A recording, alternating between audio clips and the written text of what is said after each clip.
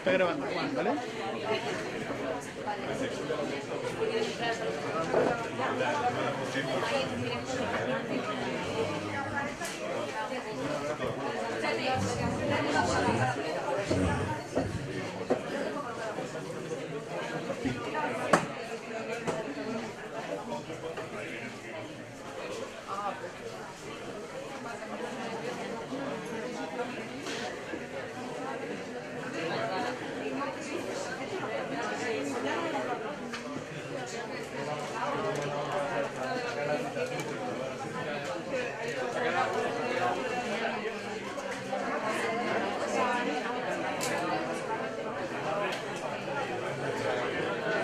Sí.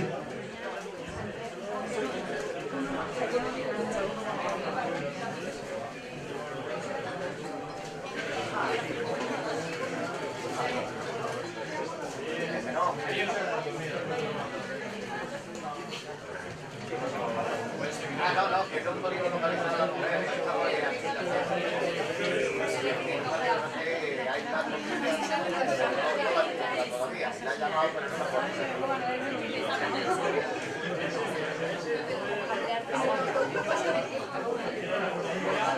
pero vamos a ver,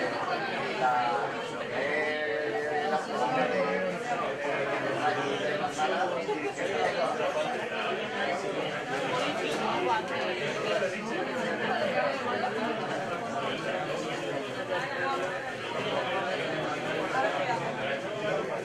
baja abajo y se monta aquí a la calle que ha estado de los jardines. Viene después, ¿no? El pueblo viene, ¿no?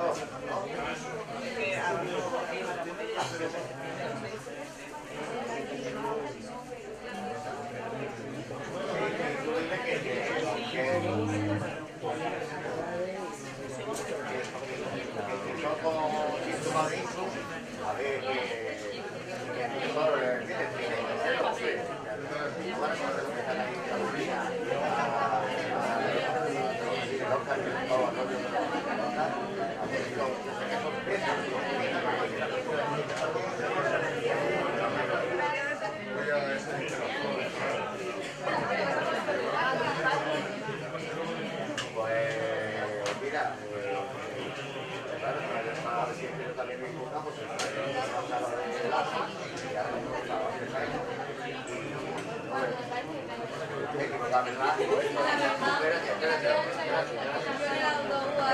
ahora te cago,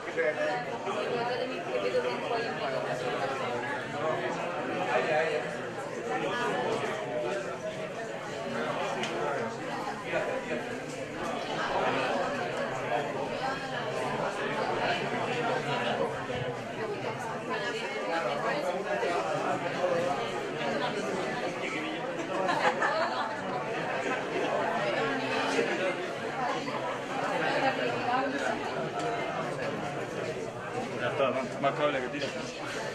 Lo tira para jugar.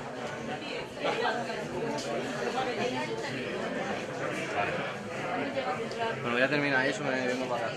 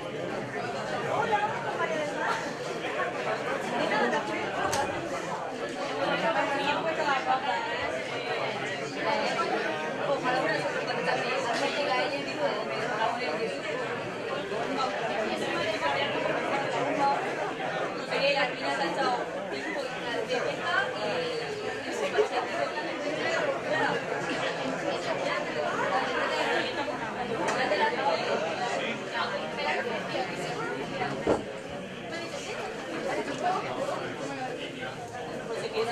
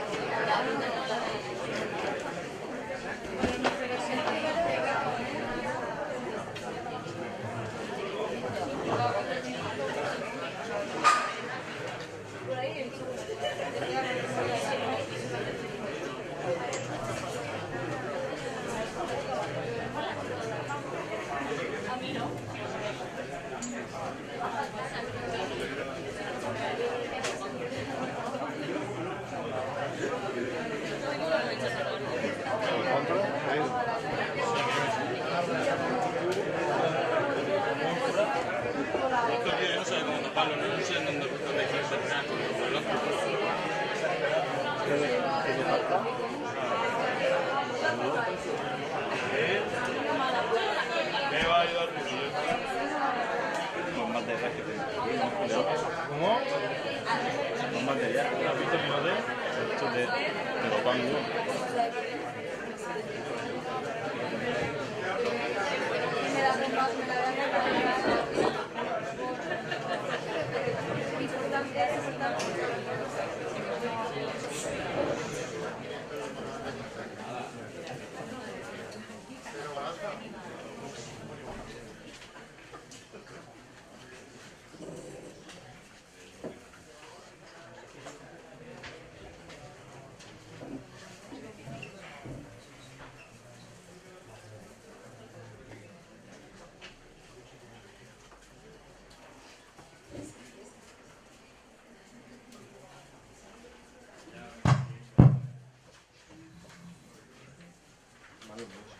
Bueno, buenas tardes a todos. Vamos a empezar con esta sesión que está organizada por la Facultad de Veterinaria de Murcia y sobre todo voy a presentarles al primer ponente, al doctor Ignacio Arroyo, que va a hacer una exposición sobre la sarcopenia, obesidad sarcopénica y papel del ejercicio físico durante el envejecimiento. Ignacio es catedrático de Actividad Física y Salud, doctorado europeo en Ciencias de la Actividad Física y el Deporte por la Universidad de Las Palmas de Gran Canaria, investigador visitante del Departamento de Ciencias Biomédicas de la Universidad de Copenhague, Dinamarca, fellowship y miembro del Comité Científico del European College of Sport Sciences, director del Grupo de Investigación GENUT Toledo de la Universidad de Castilla-La Mancha, que forma parte del Centro de Investigación Biomédica en Red de Fragilidad y Envejecimiento Saludable, CIBERFES, del Instituto de Salud Carlos III, y también presidente de la Red de Ejercicio Físico y Salud EXERMED y vicepresidente de la Asociación Española de Ciencias del Deporte. Coautor de más de 200 artículos científicos indexados y más de una veintena de libros y o capítulos de libro, sus líneas de investigación principales se desarrollan en los siguientes ámbitos: evaluación de la obesidad sarcopénica en personas mayores, adaptaciones de la función muscular al ejercicio en adultos y personas mayores, promoción de la actividad física en el ámbito laboral, flexibilidad metabólica y adiposidad en niños y jóvenes y oxidación de sustratos energéticos durante el ejercicio en personas con discapacidad física. Creo que seguro que también participa y colabora en otras líneas, pero estas son las más importantes que la he querido detallar. Lo dejamos para que presente y después presentaré al siguiente ponente. Buenas tardes.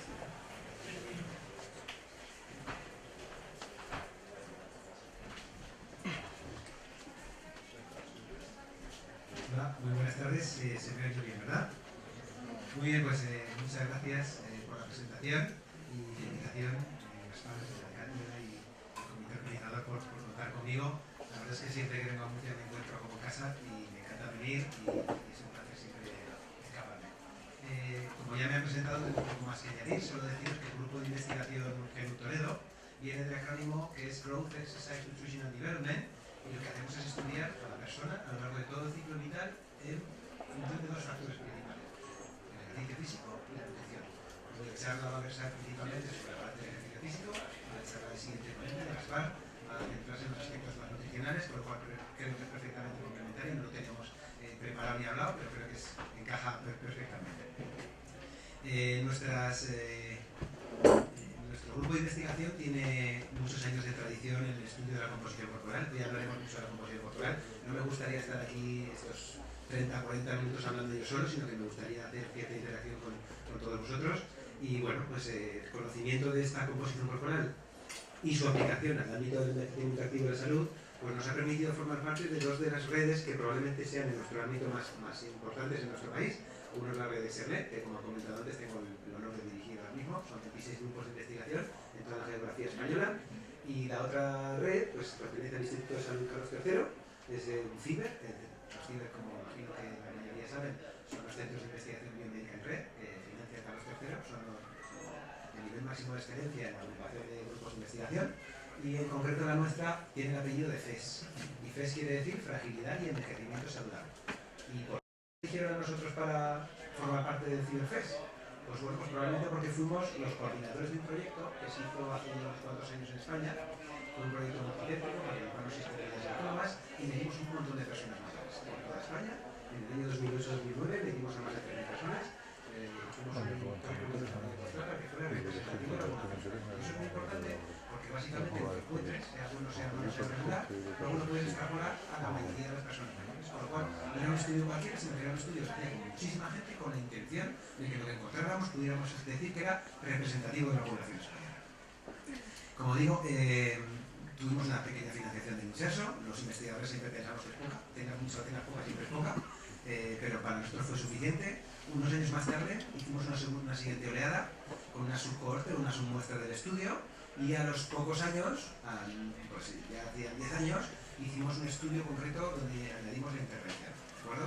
A los 10 años ya el proyecto estaba muy duro, tenía bastante prestigio, bastantes publicaciones, y entonces ya recibimos financiación del Plan Nacional, un proyecto europeo, y digamos que pudimos hacer cosas pues mucho más biológicas, genética, hicimos determinaciones biológicas y le dimos un salto cualitativo haciéndolo cohorte de fragilidad, que luego hablaremos de lo que es la cohorte de fragilidad. En la actualidad estamos a la espera de que nos respondan si nos dan financiación para hacer una cohorte aliada, que sería probablemente financiada por el Consejo Superior de Deportes. Y bueno, pues esto nos llevaría a que es una cohorte que durante más de 15 años, con un tamaño de población muy grande de las personas mayores españolas, pues podría ser de los estudios únicos, diría yo, que fenotipan y principalmente se centran en 3 cosas: el estilo de vida de los mayores, la actividad física que hacen y la composición corporal que tienen. Entonces digamos que hay otras cohortes mucho mejores que las nuestras en otras cosas, pero en lo que es el fenotipo de los estilos de vida, pues probablemente sean las más completas que hay. Como consecuencia de estos 10 o 15 años, diría yo, alguien nos ha escuchado, como consecuencia de estos 10 o 15 años de producción científica, pues hemos desarrollado, con datos de ese proyecto, más de 10 tesis doctorales, hemos publicado pues, muchos trabajos, hemos ido a muchos congresos, hemos publicado muchos libros, pero uno de los mayores méritos que tiene, como decía antes, era que hemos publicado los valores normativos. ¿Qué es estar bien de peso en una persona mayor? ¿Qué porcentaje de grasa está por encima o por debajo del percentil 80 de una persona? O dicho de otra manera, ¿cuántas veces me tengo que levantar de una silla para considerar lo que es lo normal si tengo 72 años y soy una mujer? Pues esas preguntas tan sencillas, que son básicas, realmente se contestaban en base a estudios de intervención, a pequeñas muestras, tamaños muestrales, y nosotros pues hemos dado la posibilidad a todos los profesionales de que tengan valores normativos, igual que un pediatra cuando va a los niños y le dicen que están en el percentil 27 o 37 o 45 de talla o de peso, pues lo mismo pero con la condición física y la composición corporal de las personas mayores. Esos son los trabajos que fueron de los primeros y que la verdad es que nos han dado un empujón y mucho ánimo para seguir. Y como quería venir aquí, quería decir algo nuevo, quería decir algo actual, lo primero que he hecho es intentar ver cuál es la situación actual en España respecto a las personas mayores. Y justamente la semana pasada, o hace 10 días, apareció la última nota de prensa del Instituto Nacional de Estadística, donde hablaba de las proyecciones. Pero a mí me preocupaba, con todo esto del COVID, y con la gran mortalidad que lamentablemente ha habido en el sector de población mayor, ¿cómo estaremos ahora en las proyecciones de lo que vamos a vivir y cuánto vamos a vivir? Y entonces justamente, y parecía que lo hicieron a propósito para que yo pudiera venir aquí y contarles esto, se publicó la semana pasada los últimos datos sobre esperanza de vida en España con datos reales entre el 91 y 2021 y los proyectados en base a lo que ha pasado con el COVID incluido hasta el 2071. Y podemos ver que, a pesar de que ese punto que vemos que disminuye, lo que sería la esperanza de vida, que lamentablemente fue el año 2019 con la pandemia y lo que ocurrió, vemos que somos uno de los países que más expectativa de vida tiene, tanto de esperanza de vida al nacer como de esperanza de vida cuando tiene 65 años. Entonces vemos como actualmente estamos las mujeres por encima de los 86 años, los hombres cercanos a los 80, y eso es lo que normalmente vamos a vivir, si todo va bien, de media una persona mayor cuando llegue a esa edad en España. Esto nos lleva a reflexionar sobre qué sociedad vamos a tener de aquí a muy poquito tiempo. Y si vemos los datos oficiales del INE, lo que vemos es que en el año 2021 el 20% de la población, 1 de cada 5 de los que van por la calle, es una persona mayor de 65 años. Pero en 2050, que no falta tanto, quedan 30 años, espero que todos estemos perfectamente en 30 años volviendo a hablar de este tema, no será el 20%, será el 30%. Es decir, que hay un aumento considerable de la proporción de personas mayores que vamos a tener en nuestra sociedad. Y tenemos que pensar que en un futuro, no muy lejano, casi 1 de cada 3 de los que vayan por la calle van a ser personas mayores de 65 años. Y de esas personas mayores, algunos van a ser muy mayores. De hecho, fijamos, si nos miramos en la columna de 80 y más años, actualmente estamos en un 6%, pero eso se va a casi duplicar. O sea que va a haber muchas personas mayores, casi 1 de cada 3 van a tener más de 65, y de esos 1 de cada 3, el 11% van a tener más de 80. Y esta es la situación que nos vamos a enfrentar. Entonces tenemos que tener un conocimiento adecuado de qué es lo que nos va a pasar a nosotros, que somos todos muy jóvenes, que estamos aquí, con nuestro cuerpo, en función de qué es lo que hacemos en nuestra vida diaria. Y para eso están estas tablas, para asustarnos. ¿Vale? Esto básicamente lo que nos habla es de que con el paso de los años, nuestras funciones de los diferentes sistemas corporales van a ir perdiendo condiciones, y si vamos por el medio será que hemos tenido un envejecimiento normal, si vamos por la parte de dentro es que lo hemos hecho muy mal, y si vamos por la parte de fuera es que tenemos una trayectoria funcional exitosa. La zona gris es donde nadie quiere estar. La zona gris, que se llama discapacidad y fragilidad, es que de la que hablaremos luego, es la zona donde no queremos llegar nunca. Y como vemos, los que hacen los deberes llegan muy tarde, a los 90 y pico años, y los que no hacen los deberes, pues a los 60 y pocos, que están enfrentando a situaciones que ahora hablaremos de ellas. De hecho, fijaros, cuando uno habla de envejecimiento, aunque se ha aprendido mucho, se sabe mucho y se ha evolucionado mucho, hay una cosa que todavía no se sabe bien, y es diferenciar entre dos cosas. Lo que sería el envejecimiento biológico normal, esto nos ocurre a medida que nos hacemos mayores porque va implícito en envejecer, de lo que sería el desuso. Y el desuso quiere decir que hay un principio de fisiología que ese órgano que no se usa se atrofia. Entonces, cuando no usas algo, se empieza a atrofiar. Y eso pasa con el músculo. Si el músculo no lo usamos lo suficiente, el músculo se degenera más rápidamente. Entonces nosotros, que estudiamos la composición corporal, hemos ido intentando discernir cómo es lo que sería lo normal de envejecer de lo que sería el envejecimiento acelerado por no usar nuestros músculos. ¿Vale? Eso es lo que vamos a intentar ver. Cuando yo le pregunto a mis alumnos si cogieran un cuerpo de una persona y lo dividieran en componentes, ¿cómo lo harían? Y qué parte de esos componentes, cómo se dividen esas partes, pues yo siempre les pongo el mismo ejemplo. Digo, vamos a utilizar un modelo de composición corporal que vamos a dividir el cuerpo en 3 componentes. La grasa, el músculo y el hueso. Hay otros modelos, hay modelos químicos, hay modelos anatómicos, hay distintos componentes, de 3 componentes. Aquí vamos a hablar de que vamos a dividir nuestro cuerpo en 3 partes. Nos vamos a olvidar del agua, de los minerales y vamos a centrarnos. Tenemos músculo, hueso y grasa. Y si cogemos un ejemplo real, una persona como yo, unos 80 kilos, la primera pregunta que me gustaría que me contestéis es ¿cuánto pensáis que pesan sus kilos? O sea, ¿cuánto pensáis que pesan sus huesos? Venga, un voluntario. Aproximadamente. Si imaginaos una cosa, yo peso 80 kilos y doy un salto, cuando caigo en el mismo sitio multiplico por 2 o por 3, dependiendo de dónde salto, la cantidad de kilos fuerza que resisten mis huesos. ¿Cuánto creéis que pesan mis huesos para soportar esa cantidad de fuerza? ¿30? ¿20? ¿25? Pues es maravilloso, pero solo nuestros huesos no pesan 3 o 4 kilos. El contenido mineral óseo de nuestros huesos, si pudiéramos quitarnos el esqueleto, ponerlo encima de una báscula y pesarlo, el contenido mineral óseo de nuestros huesos son 3 o 4 kilos. Es increíble la forma en que está diseñado, las clavículas que tienen dentro, cómo absorben las presiones, es obra de ingeniería perfecta, ¿no? Pero aunque solo represente el 5%, una persona cuando se rompe la cadera tiene un riesgo importante, vital, y un riesgo funcional absoluto. Queda inmovilizado en la cama. O sea que, a pesar de que proporcionalmente es poco, es un 5%, los huesos son muy importantes.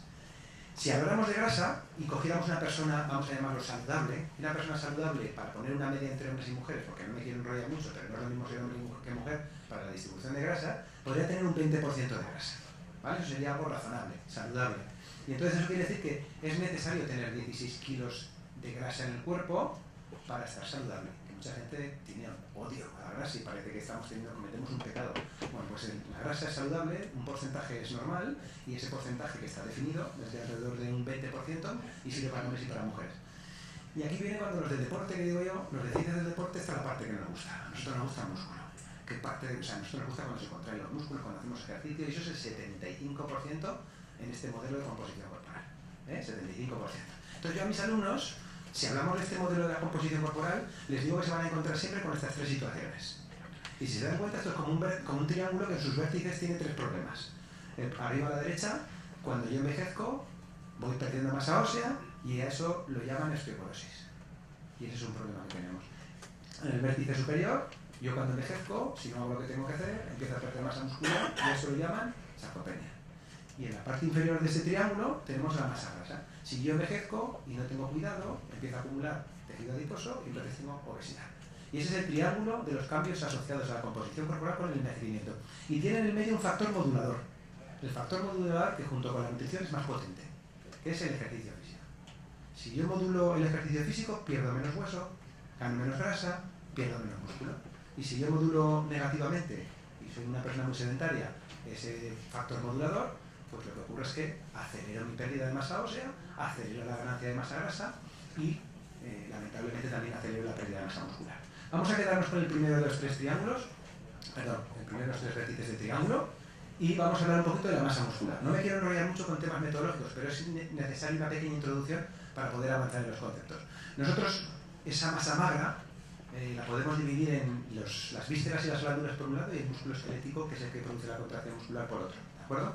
Ese músculo esquelético y esas vísceras están compuestas por proteínas. Y esas proteínas, principalmente en el caso del músculo esquelético, son la actina y la miosina. Son dos proteínas estructurales que componen el músculo que además, para que se produzca el acortamiento muscular, necesitan interaccionar entre ellas.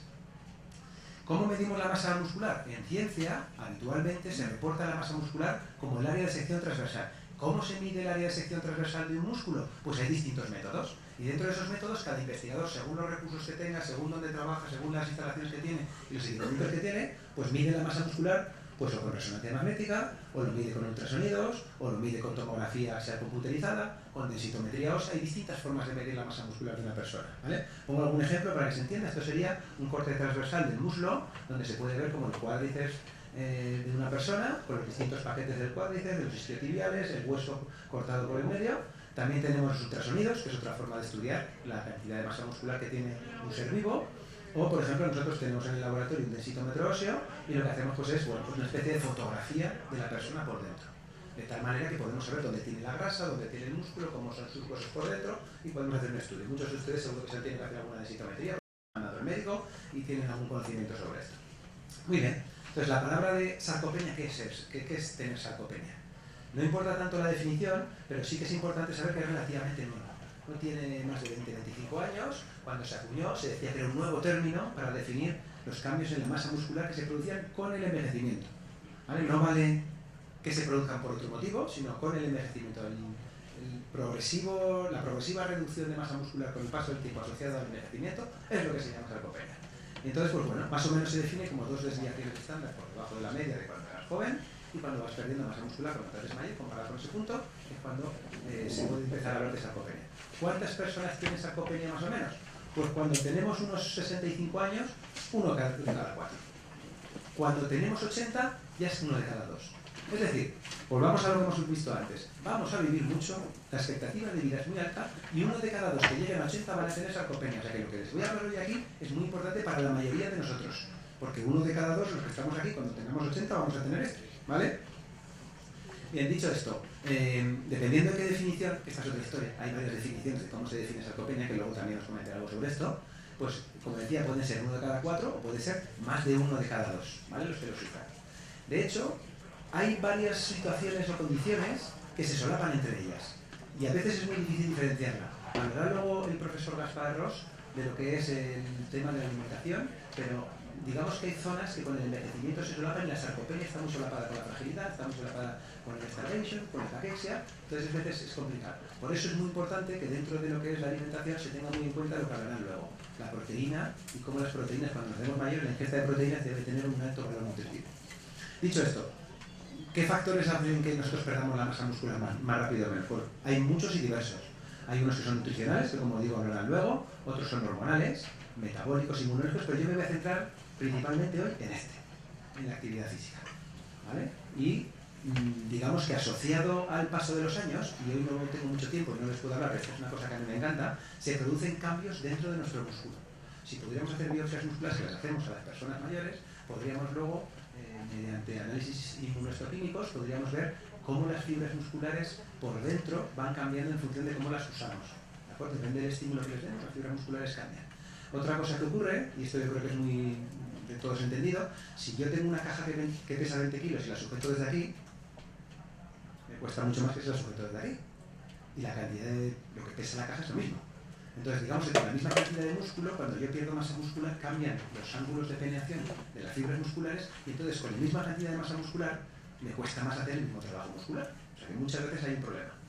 Y luego tenemos lo que a lo mejor en el mundo animal y en el jamón de jabugo es muy bueno, que es que haya vetitas de grasa infiltradas en la carne de los animales que en el ser humano impide la función muscular y provoca pues, enfermedades metabólicas, que es la grasa muscular o la sale en inglés, intramuscular transmissible fat, pero bueno, grasa infiltrada dentro del músculo, es lo que quería decir. ¿Vale? Entonces, bien, hay también alguna serie de proteínas que están en nuestro cuerpo, por ejemplo la miostatina. Tenemos una proteína en nuestro cuerpo que nos impide que nuestro músculo crezca tanto que al final no tuviera ningún límite. Esa es la miostatina. Y se creía, que ahora ya se sabe que no es verdad, que la miostatina se podía sobreexpresar con el envejecimiento. Ahora ya se sabe que no, que la miostatina se expresa de la misma manera y que no perdemos el músculo cuando nos hacemos mayores porque hay una sobreexpresión de la miostatina. Muy bien, lo que está claro es que las hormonas son importantes y cuando nos hacemos mayores vamos cambiando y las hormonas anabólicas van desapareciendo y hay una serie de aspectos que se van reduciendo como la síntesis proteica, como pues, puede ser la concentración de proteínas mitocondriales o simplemente la actividad enzimática, que al fin y al cabo las enzimas son aminoácidos y ejecutan su función en función de su disponibilidad. Pero lo que siempre ocurre cuando yo envejezco es que disminuye el número de fibras musculares que tengo y las que tengo son más pequeñas. ¿Vale? Al fin y al cabo, lo que tengo son menos fibras musculares y las que tengo son más pequeñas. En última instancia, esa pérdida de número y grosor de las fibras musculares provoca un aumento de la debilidad. Y ese aumento de la debilidad hace que yo tenga menos fuerza.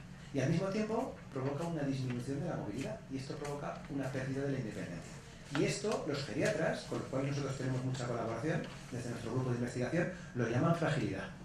Y esta fragilidad, que no me da tiempo de explicarles mucho a qué se refiere, es un síndrome que ahora mismo se cuantifica y se mide en la consulta diaria de los geriatras. Entonces entras por la consulta, te hacen 5 pruebas muy básicas, te dan una serie de puntos y si no tienes ningún punto te llaman robusto. Que es un insulto, pero es bueno. Eres robusto. Yo de pequeño robusto. Digo, bueno, robusto cuando eres mayor debe ser bueno, ¿vale? Si tienes alguno de los puntos negativos, te llaman prefrágil. Y si tienes ya unos cuantos puntos, entonces ya te llaman frágil. Entonces digamos que entras por la consulta del geriatra cuando eres mayor y sales con un apellido que te dice cómo estás, ¿vale? Entonces esta robustez, esta prefragilidad o esta fragilidad se puede revertir y mejorar tanto con el ejercicio físico como con la correcta alimentación, ¿de acuerdo? Entonces son dos aspectos que creo que hoy son importantes de tener en cuenta y de ser considerados. Mi pregunta es, y esta sería de sentido común, ¿cuántas personas robustas tienen sarcopenia? Muy pocas, ¿no? Claro, de la cara digo, no, esto no puede ser, no apuntas. Vamos a decirlo al revés. ¿Cuántas personas frágiles tienen sarcopenia? Todas, casi todas. Pues mira, nosotros precisamente publicamos en una revista bastante buena del ámbito de la geriatría un estudio donde nos llevamos una sorpresa. Porque cogiendo las distintas definiciones que existen hoy en día de sarcopenia, lo primero que vimos es esto, que el 20% de los robustos tienen sarcopenia. ¿Cómo? O sea que se puede ser robusto sin tener mucho músculo. Sí, la respuesta es sí, pero lo contrario también. Entre un 28 a un 60, dependiendo de qué definición utilices, de frágil, puede ser, o sea, perdón, de frágil, puede no ser, ya me estoy quedando. No tener sarcopenia, exactamente. O sea, tú puedes ser robusto a pesar de tener sarcopenia y puedes ser frágil y no tener sarcopenia. menos mal que me están ayudando aquí en primera fila. ¿Vale? Esto quiere decir que no todo está en la cantidad de músculo que yo tengo. Antes se pensaba que el que tiene músculo estaba bien y el que no tiene músculo está para la basura. Y no es así. Hoy se sabe que la calidad muscular y la función que tenga ese músculo a partir de su calidad muscular es lo que precisamente nos puede salvar. Es muy difícil que una persona mayor que tiene una edad muy avanzada y empieza a hacer entrenamiento de fuerza aumente en un grado muy alto la hipertrofia muscular. Aumentará la fuerza, aumentará su función muscular, pero hipertrofiar, el margen de hipertrofia es pequeño. Pero eso no quiere decir que no sea importante. Si de hecho una persona sin masa muscular puede ser robusto. ¿De acuerdo? O sea que tenemos que cambiar el chip de el que tiene músculo se sabe, el que no tiene músculo no tiene nada que hacer. No. El que tiene mucho músculo lo tiene que saber usar. No vale con tener músculo. El músculo tiene que funcionar, tiene que tener una calidad muscular suficiente. Luego hablaremos de eso. Y lo contrario. Oye, que como soy sarcopénico ya no tengo nada que hacer. No, no, perdona. Es que siendo sarcopénico, si tu músculo funciona bien, tú puedes hacer las funciones del día a día perfectamente. ¿Vale? Bien, ¿de qué depende de esto? Fijaros, aquí hay 3 fotografías. Una persona joven, ¿vale? Que tiene una cantidad de masa muscular importante. Esto es lo que nos pasa cuando nos hacemos mayores, aumenta la grasa subcutánea, la grasa intramuscular, ¿de acuerdo? Y se va a perder mucha masa muscular. Y aquí vemos un caso de una persona mayor deportista, un atleta máster que se llama. ¿De qué depende que ocurra esto? Pues principalmente del nivel de actividad física que tenemos. Según vayamos envejeciendo, las personas que hagan los deberes y cumplan con las recomendaciones de actividad física y lleven a cabo sus programas de ejercicio físico y se mantengan al día, van a salvar su salud y su músculo en una proporción mucho mayor que las personas que no lo hagan. Fijaros, este es uno de los grandes históricos del entrenamiento de fuerza para personas mayores, se llama Mikel Izquierdo. De hecho, Mikel Izquierdo publicó este trabajo con Häkkinen, que entonces era el maestro de los maestros que estaba en Finlandia. Y en este estudio, que es muy bonito, vieron cómo personas de mediana edad que tenían unos niveles de fuerza antes de empezar a entrenar se podían equiparar a las personas de 64 años después de 16 semanas de entrenamiento a los mismos niveles de fuerza. ¿Cuál es el mensaje de esto? Que si a mí una persona mayor me deja 16 semanas para que yo le haga un entrenamiento de fuerza, soy capaz de ponerle con los niveles de fuerza que tenía hace 20 años. O sea, le hemos quitado 20 años al DNI. Y eso es lo que tenemos que tener en mente, que si yo hago mis deberes, me mantengo mucho más joven desde el punto de vista funcional. De hecho, tenemos en la sala una de las personas que es bastante experto en este tema. Este es un proyecto del Plan Nacional que ha sido en colaboración entre las 2 universidades. Tenemos a Jesús García Pallares hoy aquí, tenemos el estudio Relife, que es precisamente revertir los problemas de las personas frágiles de más de 80 años a través del ejercicio y de suplementación nutricional. Es decir, que tenéis aquí en Murcia a uno de los líderes de lo que es el entrenamiento físico en las residencias de personas institucionalizadas. Y tiene 80 años también, ¿no? Muy bien. Vamos a hablar del otro vértice, que este suele interesar mucho. Me voy a ahorrar toda la introducción de qué es lo que nos pasa cuando nos hacemos mayores, que nos volvemos más chiquititos, que nos hacemos... Toda esta parte me la voy a saltar, ¿vale? Pero bueno, es verdad que cuando pasa el tiempo, la masa grasa aumenta. Y nosotros nos hicimos la siguiente pregunta antes de empezar con el estudio examen. ¿En España hay un problema con el peso? ¿Las personas mayores tienen un problema con el peso? ¿Vosotros qué pensáis? ¿Sí? ¿Pero grave? ¿Como los americanos? No tanto, ¿no? Los americanos siempre están mucho peor, ¿no? Cuando hablamos de obesidad, que el problema de la dieta mediterránea tiene que ser algo mejor, ¿no? Pero ¿qué grado de problema es? Os pongo un ejemplo. Los niños, ¿sabéis cuál es el porcentaje de sobrepeso y obesidad de los niños españoles hoy en día? Están en un 40%. Es tremendo. ¿Cuánto tienen los mayores? ¿Igual? ¿20%? Ahora contestamos a la pregunta. Si tuviéramos un problema y supiéramos su prevalencia, ¿qué hacemos con esas personas que están mayores y con sobrepeso y obesidad? ¿Les ponemos a dieta? ¿Les ponemos a plan a las personas mayores? Venga, ahora les ponemos a perder peso. Pues esa es otra buena pregunta. ¿Cómo se puede tratar la obesidad en personas mayores? ¿Es saludable o es peligroso perder peso cuando somos personas mayores? Vamos a intentar contestar estas preguntas muy rápidamente. Bueno, pues lo primero que uno hace es, si obesidad quiere decir exceso de grasa, vamos a utilizar la variable que mide mejor la grasa, que es el porcentaje de grasa. Y lo primero que nos damos cuenta es que las personas mayores nunca les miden el porcentaje de grasa. Siempre les miden el peso y la talla y les calculan el IMC. Claro, la pregunta es, ¿y por qué no se mide el porcentaje de grasa de las personas mayores? Pues porque es difícil. ¿Por qué es difícil? Porque no hay tablas normativas y porque es mucho más fácil pesar y medir. ¿Qué es lo que hicimos nosotros en Exernet? Pues generar las tablas normativas. Y dijimos, bueno, pues entonces vamos a medir la grasa en más de 3.000 personas mayores, vamos a hacer las tablas normativas para que cuando haya personas mayores podamos decir, mira, cuando tienes 83 años y eres mujer, tu porcentaje de grasa adecuado para estar en el percentil 50 de la población española es tanto. ¿Vale? Muy bien. Y claro, la pregunta es, ¿qué prevalencia tenemos? Entonces, lo primero que hacemos es mirar a los americanos. Empezamos a leer la literatura científica, están fatal. En Estados Unidos están fatal. Las personas mayores tienen un porcentaje simplemente de obesidad del 43%. Luego fuimos a mirar a los primos, que están en Europa, o dicen que están en Europa todavía, y digamos que tienen nuestra cultura, o más, son de su cultura, pero son de nuestro continente, por llamarlo de alguna manera, y digamos que estaban un poquito peor que un poquito mejor que los americanos.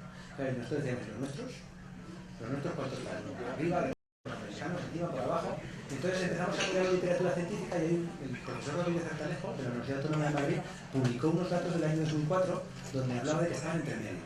Ni tan mal como los americanos, pero no bastante peor que los otros, estábamos en el medio. Entonces nosotros hicimos nuestro proyecto de examen alrededor de esa fecha y nosotros encontramos unos valores similares, ¿de acuerdo? Posteriormente, justo al año siguiente, el Ministerio de Sanidad, también a través del profesor Rodríguez Artalejo, publicó el estudio en RICA y entonces digamos que actualizaron nuestros valores. Pero para que no nos liemos mucho con datos y cifras, al final con lo que nos tenemos que quedar es con esto. Si sumamos el sobrepeso y la obesidad, el 80% de nuestros mayores tienen un problema de sobrepeso y obesidad. Si el 40% de los niños nos parecía mucho, los mayores tienen un 80%. Claro, la pregunta es, ¿no será que esto de la talla y el peso, que es un tema metodológico, está sobreestimando un poco lo que realmente ocurre? Y para responder a eso, lo único que se puede hacer es medir el músculo y la grasa. Y ningún estudio en España había medido el músculo y la grasa hasta que llegamos nosotros, los de ASMR, ¿vale? Y entonces lo que vimos es que ese 80% alrededor, cuando medías la grasa, y esa es la tesis de una profesora de la Universidad de Zaragoza, que actualmente está en el Centro de Defensa de Zaragoza, utilizando el porcentaje de grasa, bajaba hasta un 67%. Es decir, la diferencia entre el 80 y el 67% eran los falsos positivos, ¿vale? Esto es gravísimo. Bueno, no es un 80, es un 67, es una barbaridad, ¿vale? O sea, el 67% de las personas mayores en España tienen un problema de exceso de grasa, no de talla y de peso, de exceso de grasa. Y de ellos, más del 50% la tienen justo obesidad central, ¿de acuerdo? Que es especialmente peligrosa, sobre todo para la salud metabólica. No hace falta ser premio Nobel para deciros que tanto en hombres como en mujeres, aquellos que más porcentaje de grasa tenían eran los que menos andaban y los que más se sentaban. Luego la solución es fácil, ¿no? Andar más, sentarse menos y vigilar la alimentación, tanto en hombres como en mujeres, ¿de acuerdo? De hecho, fijaros, hay una cosa que la gente no tiene bien diferenciada, lo que es ser inactivo y lo que es ser sedentario. ¿Alguien me sabría decir la diferencia entre ser inactivo y ser sedentario? ¿O es lo mismo? Porque muchas veces la gente lo usa de forma... Pues ser inactivo es no moverme demasiado. No me muevo lo suficiente, eso es inactivo. Tendría que moverme 100 minutos y me muevo 20, eso es inactivo. Y ser sedentario, como su nombre indica, es estar sedente. Y estar sedente es estar sentado. Yo, por ejemplo, yo entreno todos los días si puedo. Todos los días hago ejercicio físico. ¿Yo qué soy? Activo. Pero todos los días, como soy profe y tengo que estar delante de un ordenador, estoy como 10 horas sentado en una silla. ¿Yo qué soy? Sedentario. Luego soy activo o sedentario, las dos cosas. Son dos factores de riesgo independientes que además se estudian de forma independiente y proporcionan efectos sobre la salud diferentes.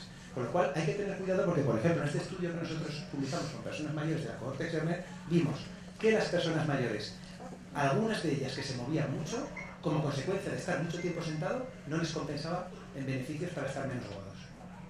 Resulta que a pesar de moverse mucho, como luego estaban mucho más tiempo sentados todavía, tenían un riesgo muy alto de tener sobrepeso o obesidad. Es decir, que no era suficiente con andar, era andar y no estar mucho tiempo sentado, las dos cosas al mismo tiempo, ¿de acuerdo?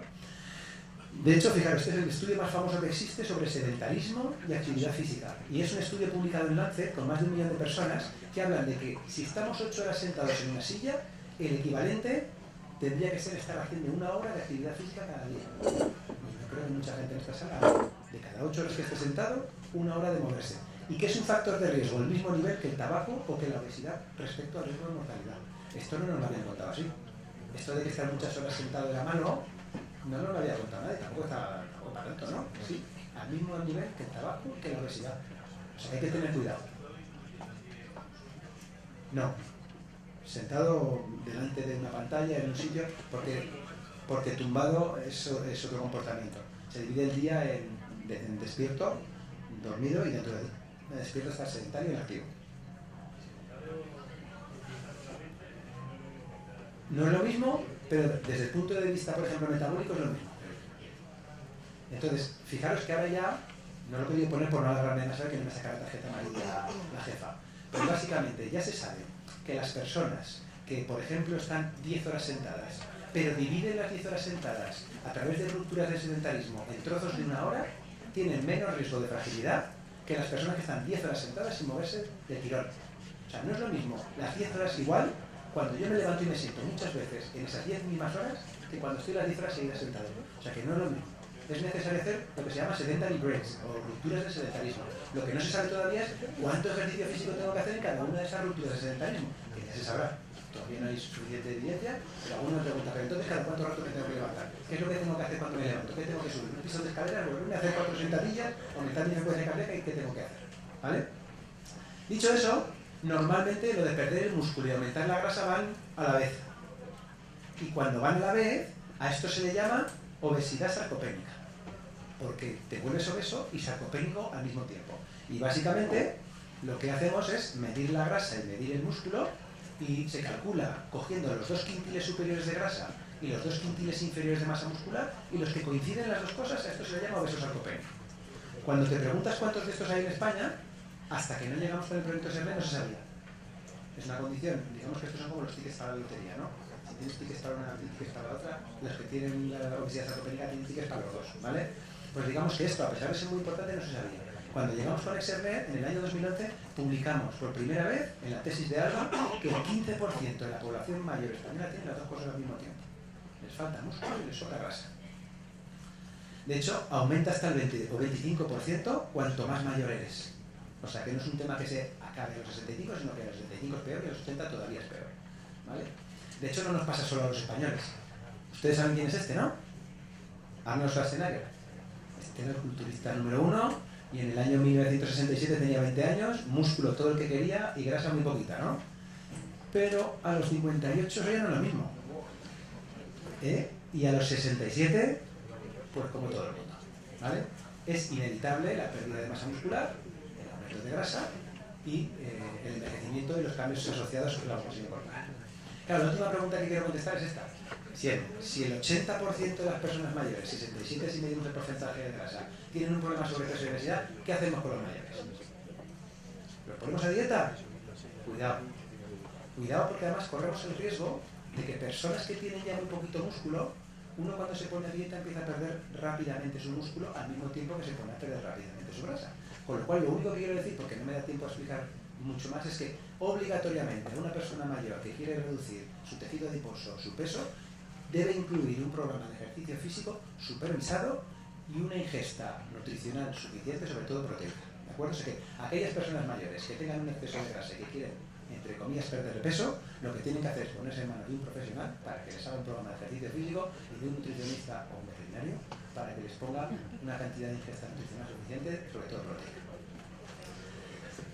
Dicho esto, para que no nos vayamos de aquí sin 4 ideas claras, porque además hablo muy rápido y alguno me está mirando con la sonrisa en la cara, que alguna la veo por ahí del fondo hace ratos, vamos a recordar el triángulo mágico, ¿vale? Cuando nos hacemos mayores, cuidado que podemos perder el músculo, cuidado que podemos perder el hueso y cuidado que podemos ganar lo que no queramos ganar. Y en el medio hay un factor modulador, que es la actividad física o el ejercicio físico, ¿de acuerdo? Y este es el factor modulador que nos va a llevar a un ritmo u otro. Con lo cual, uno de los principales factores que provocan la sarcopenia es no moverse. La inactividad física acelera la pérdida de la masa muscular. El sobrepeso y la obesidad es un problema grave que tenemos en España con las personas mayores. Cuidado cómo perdemos ese peso, ¿de acuerdo? La obesidad sarcopénica está presente en casi el 15%, y como decía antes, el ejercicio físico y una correcta nutrición son otros aspectos claves para retrasar o frenar la aparición tanto de la sarcopenia, de la obesidad, como de la obesidad sarcopénica. Me gustaría terminar con un vídeo, que no sé si nos va a funcionar, lo hemos preparado, yo creo que sí que va a funcionar, que es un poco el mensaje de lo que he querido decir a lo largo de esto. No sé cuántos minutos me pasó, la copa ya está perfecto. Vale. Pues me gustaría que recojamos el mensaje. Si todo va bien, debería estar. Vamos a verificar. Antes ha salido directamente aquí. ¿Lo cierro? No. Yo creo que era...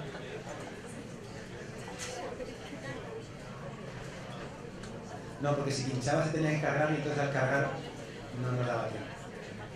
Eso. Dura 1 minuto, ¿eh? Es de una aseguradora canadiense. Vamos a ver si hay suerte.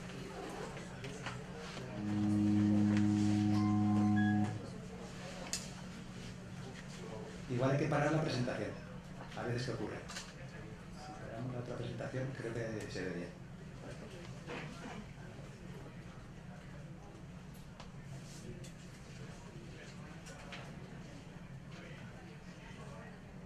No, bueno, pues así está bien.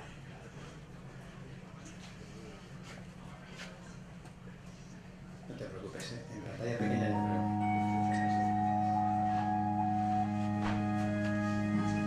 What will your last 10 years look like? Will you be quick enough for a game of tag with your grandchild? Strong enough to embrace every moment? Ridículo, tío.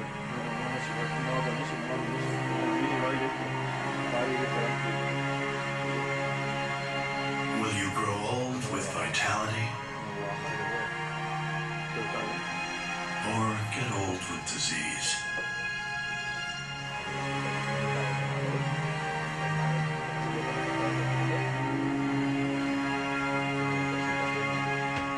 It's time to decide.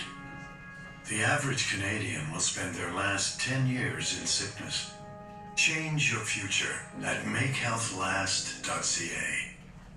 Bueno, lo dicho, está en sus manos elegir cómo quieren vivir los últimos años de su vida. Yo les propongo moverse y alimentarse adecuadamente. Muchas gracias y hasta la próxima.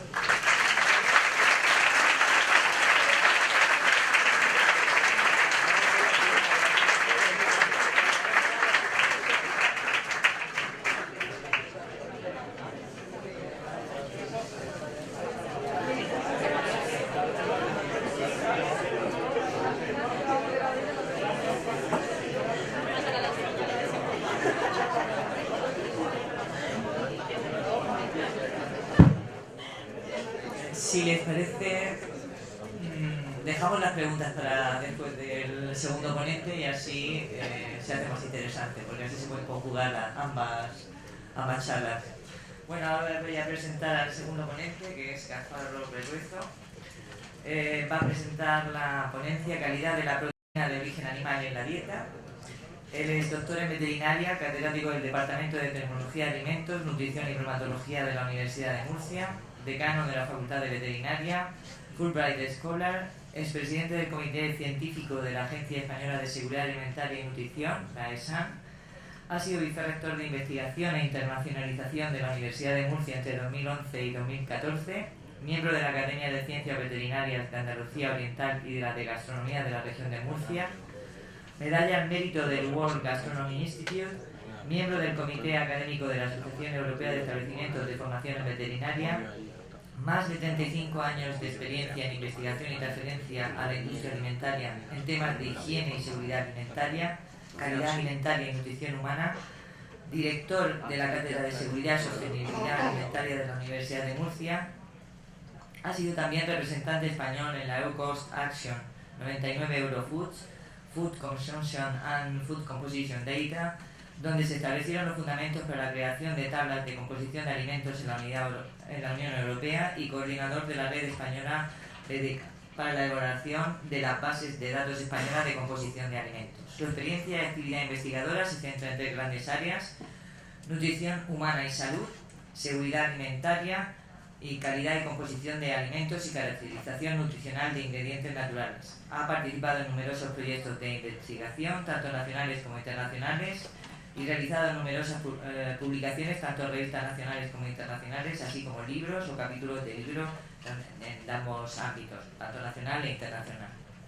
Pues sin más, le dejo con él para que nos enseñe algo sobre la calidad de la proteína.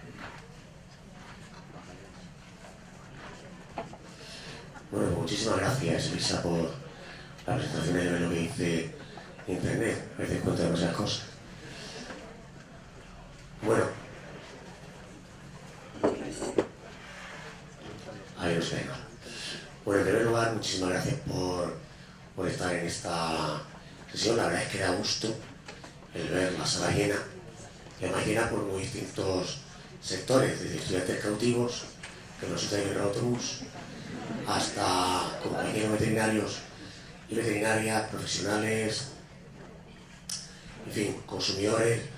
La verdad es que, como digo, creo que lo importante de esta sesión es que estemos conectados de todos los sectores y vamos a compartir un ratito en esta materia. Tenemos hasta algún joven promesa que algún día sea veterinario o científico tecnólogo, lo que él quiera, en cualquier caso. Bien, antes de empezar quisiera también, yo sé que cuando cuento esto no le gusta a los que han sido estudiantes de la facultad, sobre todo de la primera promoción. Y es que este año cumplimos 40 años como facultad de veterinaria. Eso quiere decir que lo que empezasteis en el año 82, este año cumplís 35 años como titulados, como licenciados. Y la verdad es que cuando planteamos con la SEPOR el año pasado empezar con estas jornadas, que la llamamos SEPOR con tu salud, la intentamos integrar dentro del conjunto, dándole un aspecto más divulgativo, quizá no tan científico dentro de lo que puede ser el estándar de la SEPOR. De hecho, el jueves también la facultad organiza unas sesiones más científicas, más técnicas, relacionadas con una sola salud y la porcinocultura. Bien, a la hora de estas charlas divulgativas, este año hemos querido centrarnos en los aspectos relacionados con, evidentemente, un problema que bien nos ha trasladado Nacho como experto de manera maravillosa. Nos hemos tratado a pensar lo que tenemos unos años, qué nos va a pasar, luego cómo estamos dentro del 60, 67%, 40%, dónde estamos, es todo donde queremos estar. Los jóvenes, como ya de por sí toman mucha proteína, quieren estar fuertes, pues en el fondo hacen mucho ejercicio, viene de la cultura del ejercicio. Es un problema que es cierto, que está creciendo, que es el tema de la sarcopenia.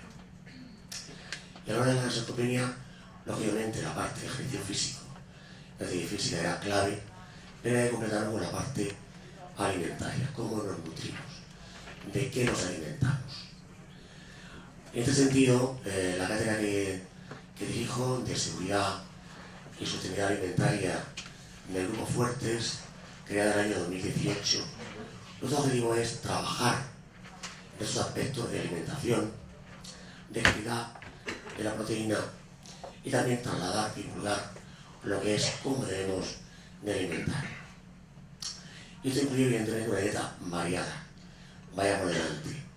No somos monoteístas, no creemos en la dieta donde solamente hay un alimento que nos sirve como referencia. ¿Por qué? Porque somos omnívoros. Y de hecho, mi parte de la charla va a ir ligada a este aspecto de que somos omnívoros. Pero antes de nada también, cuando empiezo mi charla me gusta poner esta diapositiva. ¿Por qué? Porque hablar de carne y hablar de pecado. ¿O no? Siempre pensamos en voy a comer carne, algo no está haciendo bien. Tenemos un cierto remordimiento de conciencia, más ahora que hay más conciencia sobre el impacto ambiental, la sostenibilidad y demás. Cuénteme que un día ahora debemos para desmitificar aspectos que están hechos dogma y que tienen quizás algunos errores que completar. Y además, ¿por qué? Porque la carne siempre está ligada a las crisis alimentarias. Aquí tenemos a todas las especies.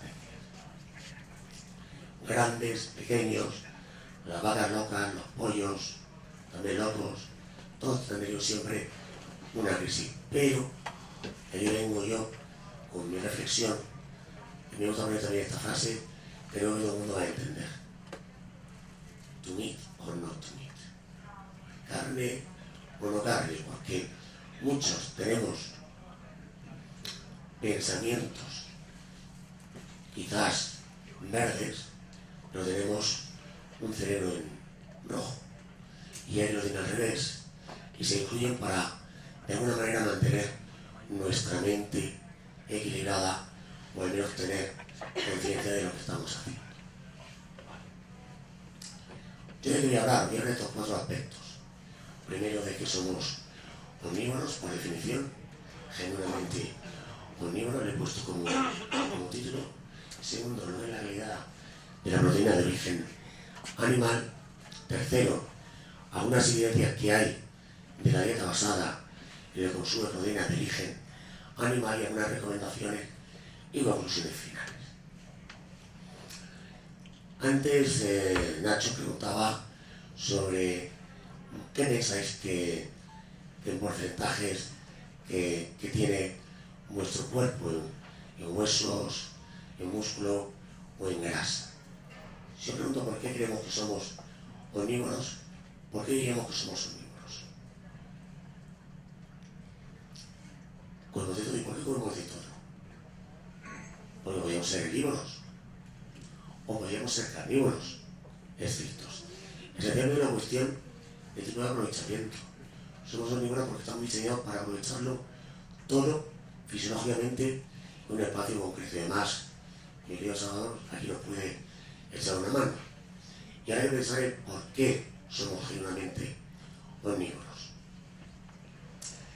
Para ir basado en este trabajo o continuo, en el 2017, por tanto, en el que se estudia la diferencia que existe entre los primates y los Homo sapiens y otras variedades con la evolución. ¿Por qué? Porque hay una idea clara, y es que al pasar a ser bípedos de la actitud que teníamos cuando éramos más primitivos, ocurren dos fenómenos importantes. El primero, que nos adaptamos fisiológicamente porque utilizamos herramientas, y esto lleva finalmente, al final, reducimos el número de dientes y la forma de nuestra arcada o nuestra boca, y algo muy importante, y todo esto repercute en que nuestro cerebro creció. Y esto se demuestra porque hay estudios donde se ve esta la dentada de un chimpancé, donde la evidencia es poca. ¿Por qué? Porque tiene esta forma cuadrangular y entre los dientes hay espacios que se llaman diastemas, porque no eran totalmente efectivos. ¿Qué ocurre hoy en día si nos miramos la boca unos a otros? Que veremos algo parecido a esto. Una arcada más trapezoidal, redondeada, donde no hay espacio, no hay desperdicio, y nuestra mordida tiene que ser totalmente efectiva. Tanto es así que algunos ponemos hasta los brackets para tenerla lo mejor posible, para poder comer mejor. Y además creció nuestro cerebro. Ahora bien, este trabajo nos dice que no todos crecimos o no todos los somos sapiens, y los sapiens lo hicieron a la misma velocidad. ¿Cuáles lo hicieron primero? Los que se adaptaron mejor al bipedismo. Comían usando herramientas, lo que llevó a una mejor asimilación a nivel intestinal. Comparemos, no voy a caer, comparemos un chimpancé con un humano digamos, de manera primitiva. Pero como digo, todo esto tiene que ver con la eficacia a la hora de absorber nutrientes. Y esto se ha medido también por distintos autores en lo que llama el coeficiente digestivo o coeficiente del tracto digestivo, que mide la superficie que tenemos del estómago al intestino grueso en relación al intestino delgado. ¿Cuál es esta relación perfecta? En un carnívoro, en torno a 0,406. En los herbívoros tenemos diferencias. Los frugívoros, como los primates, entre 1 y 1,2, y los que son estrictos carnívoros, herbívoros, 1,6. ¿Dónde estamos nosotros? En medio. Tenemos un 0,8. Y esto además también muestra cuando vemos y comparamos el porcentaje de los intestinos, el grueso con el colon, donde podemos ver cómo en los humanos nuestro intestino delgado es mucho mayor que el colon frente a los chimpancés, donde está invertido. Luego es una cuestión de adaptación. Tenemos con esta imagen, tenemos en los primates mucho intestino. Por eso, esta imagen que nos recuerda un chimpancé, un primate saludable, tiene mucho estómago. ¿Por qué? Porque es eficiente a la hora de, después de masticar, digerir y absorber los nutrientes. Y esta otra imagen que nos recuerda lo mismo, ¿o no? Obviamente no, nos lo acaban de decir. Obviamente no. Obviamente para nosotros lo que nos hace es asociar de una manera directa lo que es bueno para alimentarnos de lo que es malo. Bueno en verde, malo en rojo. Volvamos a la frase de to meet or not to meet. Es decir, realmente, ¿cómo conseguimos no alcanzar esta situación? Nos lo acaban de decir, con ejercicio. Es lo que modula nuestra situación, nuestro exceso de grasa, nuestra alimentación, nuestra pérdida de masa muscular y masa ósea. Pero evidentemente no solamente es el ejercicio, también la alimentación. Y aquí entramos en lo que es la calidad de la proteína. La calidad de la proteína se puede medir, sí, pero es complicado. Es sencillo en concepto. ¿Qué es la calidad de la proteína? Pues una proteína que es de calidad cuando nos aporta aquello que nosotros necesitamos. Y la proteína, a diferencia de otros nutrientes, sabe perfectamente lo que eliminamos, porque se puede medir. Se puede medir en orina, en heces, en sudor, en pelo o en declaraciones. ¿Dónde se tiene con más frecuencia? En orina hay un catabolismo, una pérdida diaria de proteínas. Esta proteína realmente lo que estamos es perdiendo aminoácidos. Estos aminoácidos tienen distintas estructuras. Antes hablábamos del huevo y por qué el huevo tiene ciertas propiedades a la hora de su trabajo, de su emulsionado, y ha producido una estructura de tipo terciario o cuaternario que permite estructurar lo que sería un producto cuando se elabora. Pero solo no nos interesa esta estructura más compleja, nos interesa esta estructura más sencilla, los aminoácidos. Es decir, para que tengamos una alimentación correcta tenemos que tener aminoácidos que cubran nuestras pérdidas. Y el organismo es muy inteligente, pero no es totalmente listo. ¿Por qué? Porque puede obtener ciertos aminoácidos por síntesis de distintas rutas metabólicas, pero hay aminoácidos que no puedes incorporar a tu dieta porque tu organismo no los elabora, lo que se llaman esenciales. Es decir, todos los días tenemos que reponer aminoácidos que estamos todos los días eliminando por nuestra actividad física o simplemente por nuestro metabolismo base y por vivir. Estamos eliminando, simplemente dormimos, nos levantamos y ¿qué hacemos? Vamos al servicio y eliminamos aminoácidos. Y eso tenemos que incorporarlo a través de la alimentación, los esenciales, porque tiene todas estas funciones. El número de funciones es tremendamente amplio. Solamente me voy a centrar en las estructurales, como mucho, pero fijaros todas las que aquí aparecen. Y esto lo hacen los aminoácidos, que se denominan esenciales. Son poquitos. Tenemos 20, 21 aminoácidos en nuestra dieta, de los cuales esenciales son 9. Realmente 8. Para los niños del primer año de vida, 1 más. No entremos en cuáles, pero sí entremos en que estos aminoácidos, ¿dónde están? ¿Dónde se encuentran? Pues se encuentran en los alimentos, como es normal. Pero ¿todos los alimentos tienen todos los aminoácidos? Claramente no. De hecho, hay carencias de ciertos aminoácidos en ciertos alimentos que tienen que ser complementados con otros alimentos.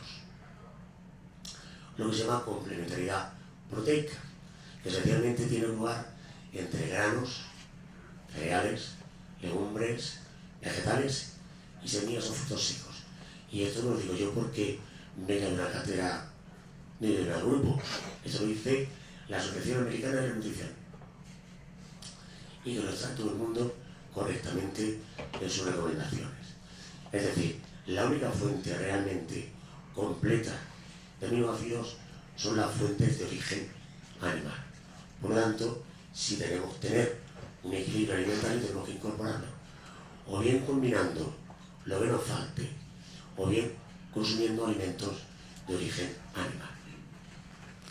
Pero no solamente, y voy a entrar en este tema aquí de manera muy rápida, no solamente medir los aminoácidos esenciales, sino también cómo llega el organismo a obtener estos aminoácidos esenciales. Es decir, una vez que comemos o que masticamos, que estamos haciendo partir del alimento, hacemos una predigestión que llega después al estómago, se digiere y en ese intestino delgado largo lo que hacemos es ir absorbiéndolos. Evidentemente, para que puedan llegar a absorber los aminoácidos hace falta que se puedan atacar por las enzimas de nuestro aparato digestivo. Y eso se mide en base a la calidad de la proteína, cómo se accede a ellos y cuántos aminoácidos esenciales tenemos. Forma de medirlos. Aquí tenemos algunas técnicas. Técnica de valor biológico, es la más antigua, de 1919-1923. Nitrógeno que entra por nitrógeno que no sale. El ratio y la eficacia proteica, por lo que es la ganancia de peso corporal, se entiende que estructuras, por lo que se refiere concretamente a los aminoácidos esenciales. La puntuación corregida con aminoácidos lo permite, pero en base a excreción fecal completa. Y hoy por hoy lo que se recomienda por parte de la FAO, es el DIAS, o DIAS en inglés, que es lo que absorbemos de aminoácidos esenciales, pero a nivel del ilion, concretamente en esa porción. Con lo cual nos ha hecho desde 2013 recalcular toda la calidad en base a digestibilidad y aminoácidos esenciales en estos modelos. Por eso, mi parte de calidad voy a hablar sobre todo en lo que es el DIAS. Y este DIAS, como digo, ha sido recalculado directamente o recientemente a lo largo de distintos ensayos. Uno de ellos, que me gusta poner siempre al principio, es este estudio del año 2019 de Barr y colaboradores, donde establece dos grupos diferenciados: la proteína de origen animal y la proteína de origen no animal. Y lo mide en 3 modelos animales. Uno, el cerdo, otro en los roedores y otro en humanos. Obviamente en humanos es el más complicado, es efectivamente más complejo y obviamente el más limitado. ¿Qué observamos en rojo y en azul? Observamos en rojo algunos aislados proteicos, es decir, de alta pureza y alta, digamos, calidad. Y en azul, alimentos tal cuales. Y fijémonos, todo lo que supera el 1 es de origen animal. Es decir, estamos por encima del umbral de calidad máxima días establecidos para la proteína de los alimentos. Todo lo que está por debajo estamos perdiendo calidad, es decir, gran parte se irá directamente a heces y se eliminará. Ni siquiera habría orina. Orina es aquella parte que realmente se metaboliza. Conclusión número 1. Pues evidentemente con este método sabemos a priori que la calidad de los alimentos de origen animal, casi todos, por no decir todos, tienen mayor calidad que el resto. Y no me estoy metiendo con nadie, simplemente que el resto. Ahora bien, no siempre todos los alimentos tienen la misma calidad. Este es un estudio del año 2020, bastante reciente, donde nos pone y hace un estudio de 12 alimentos de origen, proteína de origen vegetal y 5 de origen animal. Y establece lo que sería la cantidad de proteína que cubriría las necesidades de un niño en los 6 primeros meses de vida, en los 5 primeros años y a partir de los 5 años, que son las barritas que vemos aquí en naranja, amarillo y en gris. Conclusión primera, que tenemos alimentos de una proteína de una calidad excelente, lo que supera el 100, y de una alta calidad lo que supera el 75%. Y de los cuales este grupo de aquí, corresponde a los vegetales. Pues solamente algunos de ellos, como la patata, la soja, la canola, el guisante, el altramuz o la colza, podría cubrirnos las necesidades de digestibilidad de del 75% a partir de los 3 años, pero para la edad más joven necesitamos alimentos de origen animal. Y a uno de ellos llama la atención, pues por ejemplo, lógicamente el huevo, que es uno de la proteína de referencia, si queremos, y también la carne de cerdo y la carne de ave, curiosamente, que correspondería a este bloque que tenemos aquí a la derecha. Si profundizamos un poquito más, este estudio hecho por Bailey y colaboradores, es una investigadora americana de la Universidad de Illinois, colaborando con Dakota, haciendo estudios cruzados para ver realmente qué ocurre, pues llega a la conclusión de que no todas las carnes tienen la misma digestibilidad, ni el mismo valor días, ni tampoco todos los procesados tecnológicos. Hay algunos que sí y otros que no. De hecho, hay procesados tecnológicos que pueden perder calidad de esta proteína y otros que pueden mejorarla. Es solamente una visión general. Cuando lo hizo nuevamente de manera más detallada, llega a la conclusión, para hacerlo sencillo, de que los productos cárnicos, concretamente el porcino, son proteínas que tienen más de 100 de días y que procesados como el ahumado, que lo afectan negativamente, y algunos, como el curado o el calentamiento moderado, siempre que no produzca una denaturalización proteica, que puede incluso llegar a mejorarlo. Luego estamos en una fase donde tenemos que reevaluar esta calidad de nuestros productos cárnicos para ver si podemos llegar a cubrir este 100% como es deseable en todos los casos. El tercer punto que quiero desarrollar, ya estoy llegando casi a la mitad, un poquito pasado, para llegar finalmente a lo importante que es nuestra degustación, que es algo novedoso que hemos ensamblado en esta sesión y por lo cual doy la enhorabuena y la felicitación a Pujante por haberlo realizado. Digo que ya estamos aquí en el Ecuador de la presentación. Ahora la pregunta es, ¿podemos confirmar que efectivamente una alimentación basada en la proteína a lo largo de la historia nos reporta evidencias de que es saludable o que es beneficiosa para la salud? Yo haría una cosa, le diría a Jesús que se levantara. ¿Puede bien? ¿Alguien piensa que no está bien alimentado? ¿Tu compañero? No. Voy a poner yo al lado. Somos de generaciones distintas, ¿no? Y hemos consumido bastante producto cárnico y de origen animal, calidad de proteína. Pero si me comparase con mi abuela, me daría cuenta de que mi abuela era más pequeñita. Y incluso hay estudios que han hecho, gracias Jesús, por seguirme de luz, que han asociado el consumo de carne con las expectativas de vida.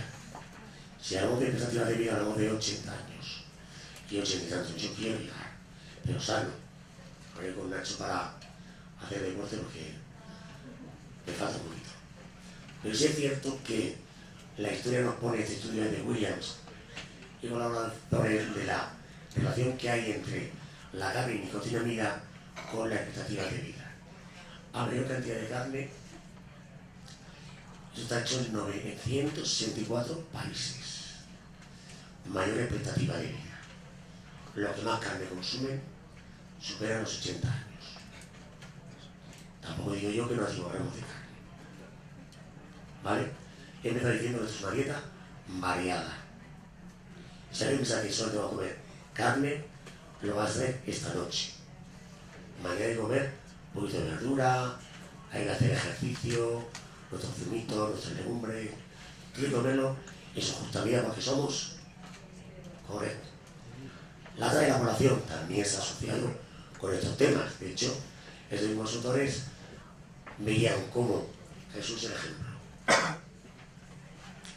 Todos sabemos que las generaciones de nuestros padres eran más bajitos que nosotros y todos esperamos que las generaciones nutritivos sean más altos que nosotros.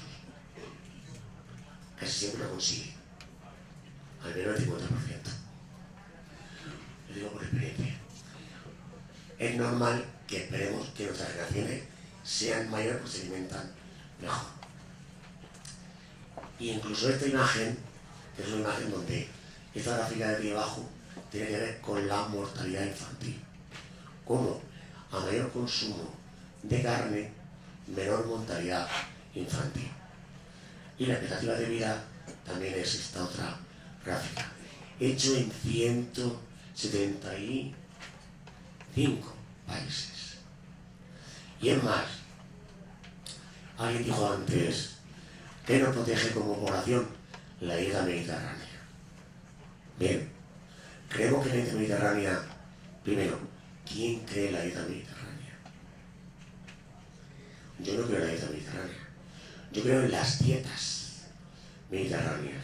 Porque si alguien se va al norte de África, a Marruecos, a Argelia, a Israel, a Turquía, y compara las dietas, son mediterráneas, no tienen nada que ver con la de España, con la de Francia, la de Italia, porque de este a oeste, de norte a sur, la dieta cambia.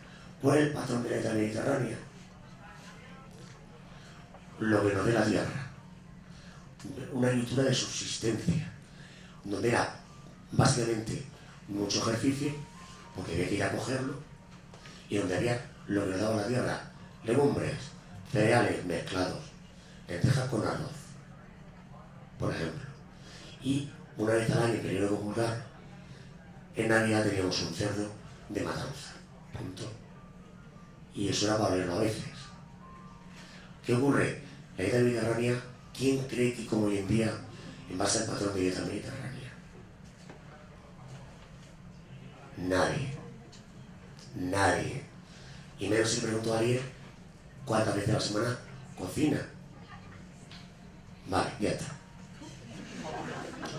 Pues esta es la radiografía que nos queda cuando miramos de estos 175 países, los agrupamos por regiones. Esto que aparece ahí abajo es Europa y el Mediterráneo. Pues los países mediterráneos, estos de aquí, los EMRO 16, tienen un porcentaje de 1,79, el más alto de consumo de productos de origen animal. No quiere decir solamente carne de ternera, quiere decir huevo, quiere decir pollo, quiere decir cerdo y quiere decir todo derivado de eso. Recomendaciones, ya estamos terminando. Porque cuando pongo aquí dos imágenes, porque voy a pasar en dos recomendaciones. Una, un proyecto europeo que terminó el año, bueno, del Horizonte 2020, bien reciente, que se llama PROIS. Fijaos en su título, Nutrición y Salud en el Envejecimiento. Y otro se llama la Agencia Europea de Seguridad Alimentaria, que nos recomienda. Y aquí vamos a ver varias paradojas.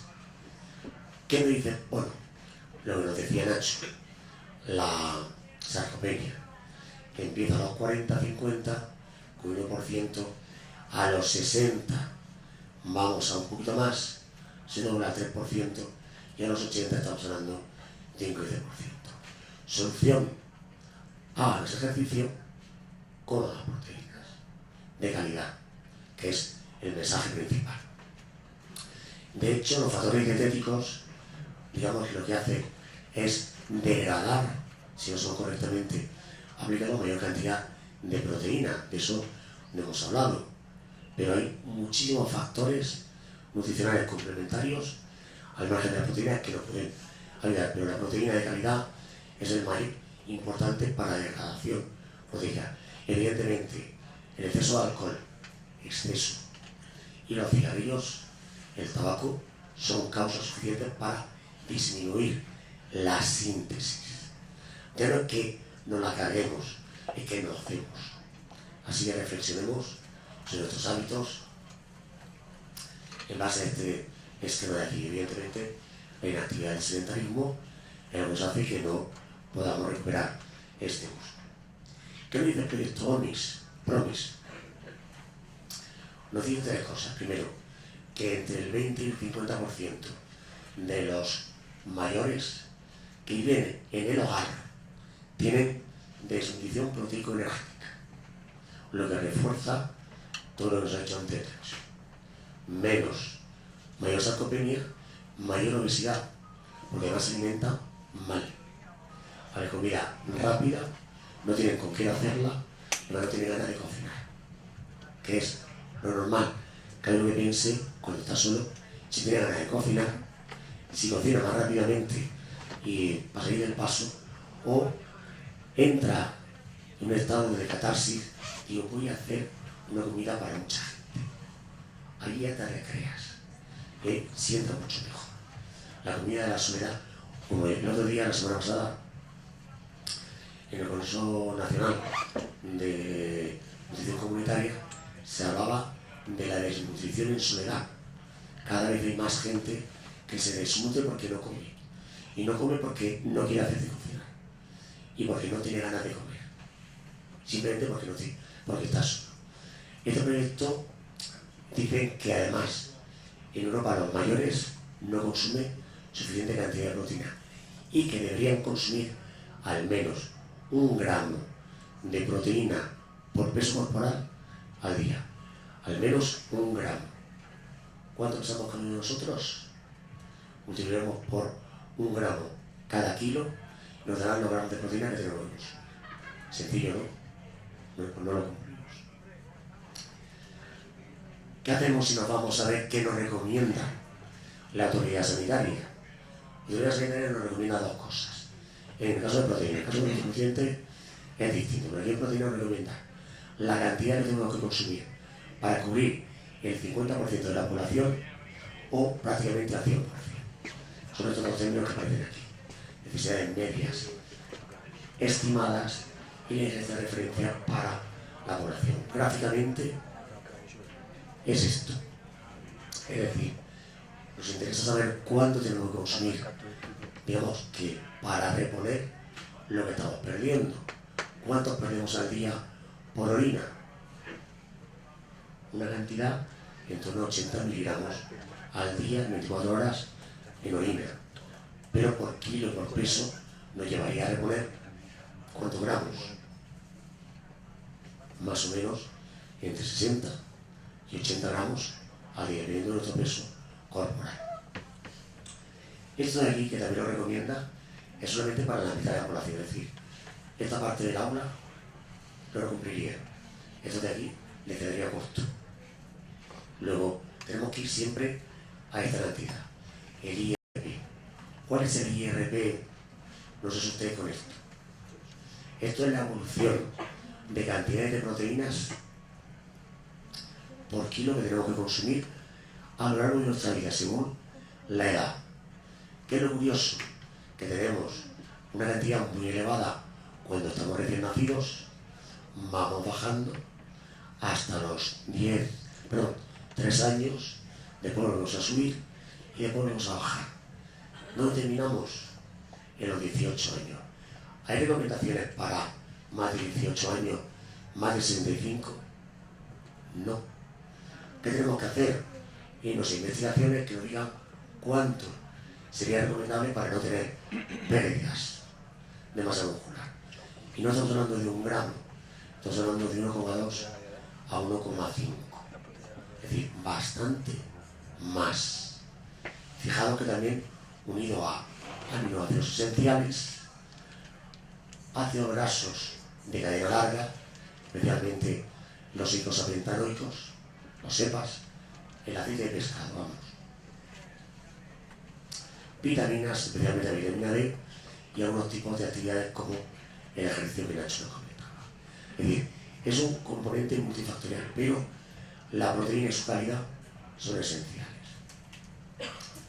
Pues ¿qué hacemos? Si tenemos a esta gráfica lo que nos decía el estudio Promix, hablamos entre 1,2 y 1,5, que es lo que se recomienda a los niños en crecimiento. Y que nos dice al menos el Promix, que hablemos de 1 gramo al día.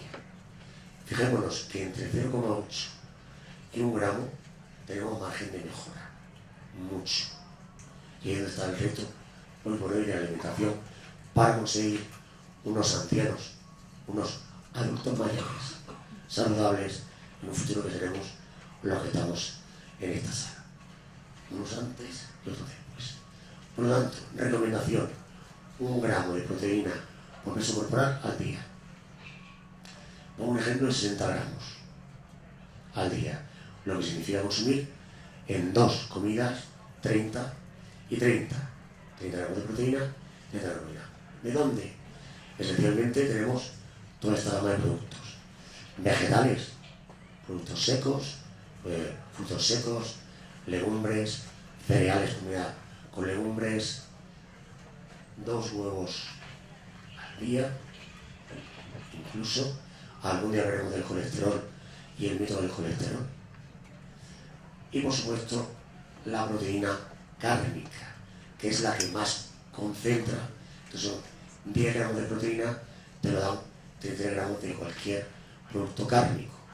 Luego está claro que tenemos una alta calidad y un alto aporte de aminoácidos esenciales. Es más, hoy por hoy la carne casi puede ser de diseño. Podemos elegir el nutriente que queramos, especialmente los monogástricos, donde podemos diseñar qué tipo de porcentaje de proteína, de grasa o de minerales queremos que tenga. La tendencia, ¿de dónde vamos? Vamos a consumir menos carne. Esa es la tendencia natural.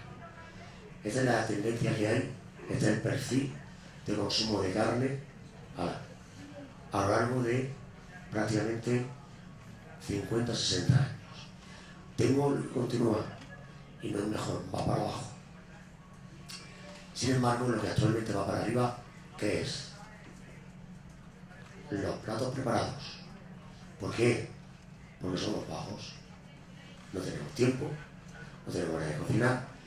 ¿Y cómo son los productos preparados? Básicamente cárnicos, curiosamente.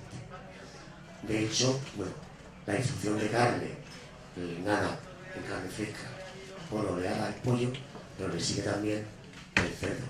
Y en productos elaborados, platos preparados, principalmente el pollo. El nuevo reto se llama conseguir productos cárnicos, proteicos, en productos elaborados de alta calidad. Y así es de calidad. De hecho, cuando miramos cualquier pirámide de alimentos, siempre estamos aquí en el vértice. Pero si no tenemos a las horas encuestas y los ponemos en orden y los ordenamos, consumimos curiosamente al día más carne de lo que realmente a la semana, que es lo que pensamos. La proteína de origen animal proviene principalmente de estas fuentes. El resto está en los elaborados que tengan una alta calidad y ahora hay que demostrarlo con el Díaz. Y si no, pues tenemos otras alternativas. Esto es carne. Parece carne. Pero son productos cárnicos, no. Son productos vegetarianos con forma de productos cárnicos. Lo que también es una alternativa. No digo que no. De hecho, cada vez más la tendencia va en este sentido. Conclusiones. Con la carne nos pasa como con muchas cuestiones, como con el cerdo. El cerdo, pensamos en el cerdo de bellota, el ibérico, el mundo piensa en esto. Maravilloso. Tiene muchísimos insaturados, una calidad estupenda, pero decimos, carne de cerdo, no. Esa no que me sienta mal, quiero el ibérico. ¿Por qué? Mentalmente estamos condicionados a diferenciar productos buenos y malos. ¿Es necesario la carne? Yo creo que sí. Las claves, evidentemente, nos aporta un porcentaje importante de proteínas en un nivel del 20% del total del producto. Aminoácidos esenciales, claramente los 9 que hacen falta para crecimiento, recuperación física, para actividad. De hecho, gran parte del ejercicio requiere proteína. Pero nos aportan vitaminas, coenzimas, nos aportan minerales. y en definitiva una serie de factores que no voy a entrar en ellos, que otro día para otro momento. La verdad que todos estos que actúan a nivel metabólico en todas esas funciones que he comentado anteriormente. En resumen, una dieta variada, vaya por delante de variada, debe incluir proteína de origen animal por su calidad nutricional.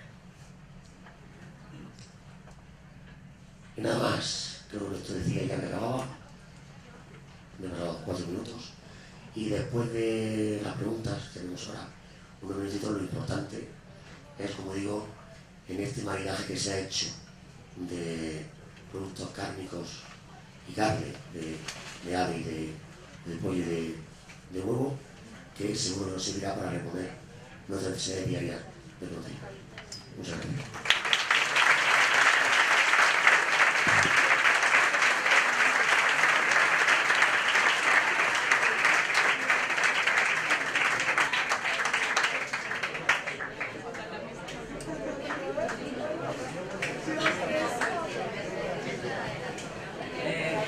Tenéis, ahora ya que han finalizado los proyectos, me ha parecido por mi parte 2 charlas estupendas. ¿Tenéis alguna pregunta, alguna duda, alguna cuestión? Tenemos a 2 especialistas en ambos tipos, en nutrición y en sarcopenia. Ahora es el momento.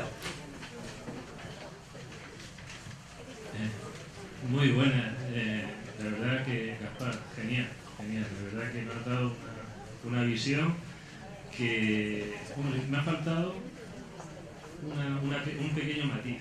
Has hablado de la proteína vegana, pero no has hablado de la proteína de laboratorio, procedente de animal. Entonces me gustaría que si tienes algunas pinceladas, aunque sean algún matiz, porque claro, ahora mismo hay una sustitución con este tipo de proteína de laboratorio, y además que se están haciendo grandes inversiones y creo que puede ser una alternativa. No sé qué piensas. Sí. Bueno, muchas gracias por la pregunta y por los comentarios. Evidentemente esto daría para otra charla entera, y más que una charla, para una jornada para ver los pros, los contras y las limitaciones. Hoy por hoy no estamos preparados para consumir ese tipo de carne, o ese tipo de producto que parece carne. El futuro posiblemente sí. Evidentemente está haciendo inversiones muy fuertes para,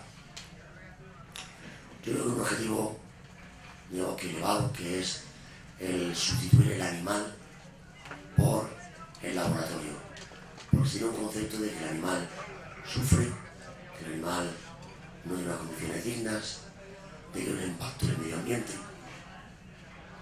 La pregunta es cuánto nos cuesta hacer esa carne como ese producto alternativo.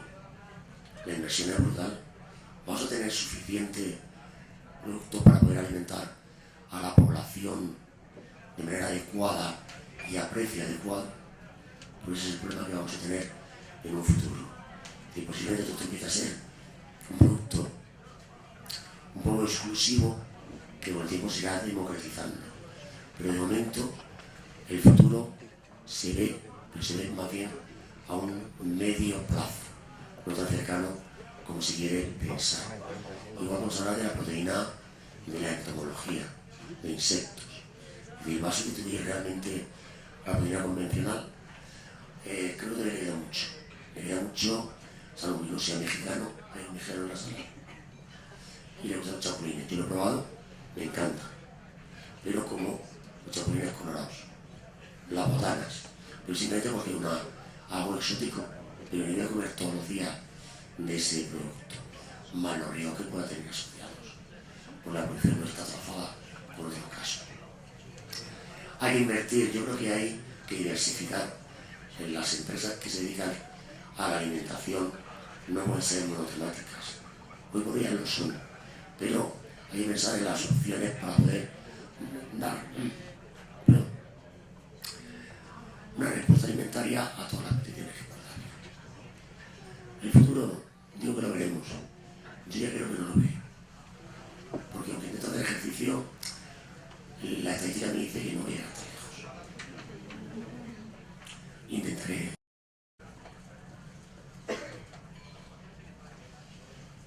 Otra cuestión. Están abiertos los micros. Se escucha. ¿No se oye? Sí, se escucha. Pero los otros dos también. El que tú tenías también se escuchaba. Si lo dejé Julio Iglesias a San Brazo. ¿Ninguna otra pregunta? Lo he dejado todo muy claro. ¿Cuánto crees que tengo que hacer al día para no tener sarcopenia? ¿Qué tipo de ejercicio me recomiendas? Para mi edad, 40 años. Ahora sí, ¿no? Bueno, la verdad es que hay una cosa que es importante que no me ha dado tiempo de decir, y es que lo básico, esto es como una paella, ¿no? Lo básico son los condimentos y luego le puedes poner, dependiendo de lo que quieras conseguir, la garantía de dejar satisfecho a tu organismo, ¿no? Pero hay un apartado de lo básico que serían las recomendaciones. Las recomendaciones ya están establecidas a nivel internacional, y para una persona mayor de 65 años es distinto que para una persona adulta. En el caso de los adultos se recomienda entre 150 y 300 minutos a la semana de actividad física moderada vigorosa, eso sería la parte aeróbica, y al menos 2 o 3 días de ejercicio de lo que se llama fortalecimiento muscular. Nosotros los machacas del deporte decimos que eso es entrenamiento de fuerza, pero el fortalecimiento muscular se puede hacer con el propio peso corporal, sin necesidad, o sea, subiendo escaleras, por ejemplo, o de otras formas que no es necesaria ir al gimnasio y levantar mancuernas y pesas en las máquinas, ¿no? Para las personas mayores, a esos dos requisitos del ejercicio aeróbico con los 150 a 300 minutos, más los al menos 2 días de ejercicio de fortalecimiento muscular, le añaden una tercera. Como tienen mucho tiempo de estar retirados, les ponen los deberes máximos, y entonces les asesoran el ejercicio multicomponente para mejorar el equilibrio, porque como cuando uno se hace mayor tiene riesgo de caídas, pues es importante que a la fuerza, a la resistencia se le añada el trabajo de equilibrio. Eso son para los mayores. Pero eso sería lo básico, para mí sería lo mínimo que tiene que hacer. Entre lo que es las recomendaciones generales, que cada uno intenta cumplir de la mejor manera que puede, está en el otro extremo, que son el ejercicio físico prescrito de forma individualizada. Y eso sí que se necesita un profesional. Entonces nosotros, por ejemplo, en Toledo, a las personas mayores les damos las recomendaciones de ejercicio físico generales y conseguimos mejorar en un 7% la reducción del riesgo de fragilidad. Esas mismas recomendaciones las hacemos subir al hospital para cumplirlas y disminuimos de 7 a un 15%. Pero si en lugar de cumplir las recomendaciones tienen un entrenador personal que les ponen a la carta en función de sus déficits, conseguimos reducir un 35%.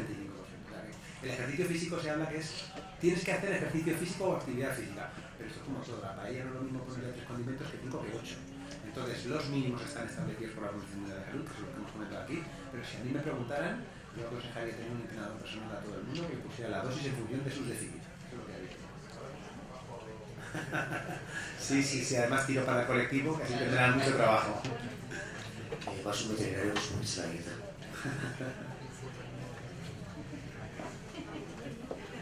O sea que no podemos saber cuántas horas a la semana, por ejemplo, era mi... Bueno, sí, entre 150 minutos y 300 sería la cantidad aeróbica. Y eso oficialmente son 21,4 minutos a 42 minutos. Si hacemos cada día entre 20 y 40 minutos de actividad física moderada vigorosa en lo aeróbico y a lo largo de la semana 2 días por lo menos de fuerza, estamos todos salvados. Firmamos. O intentamos firmar.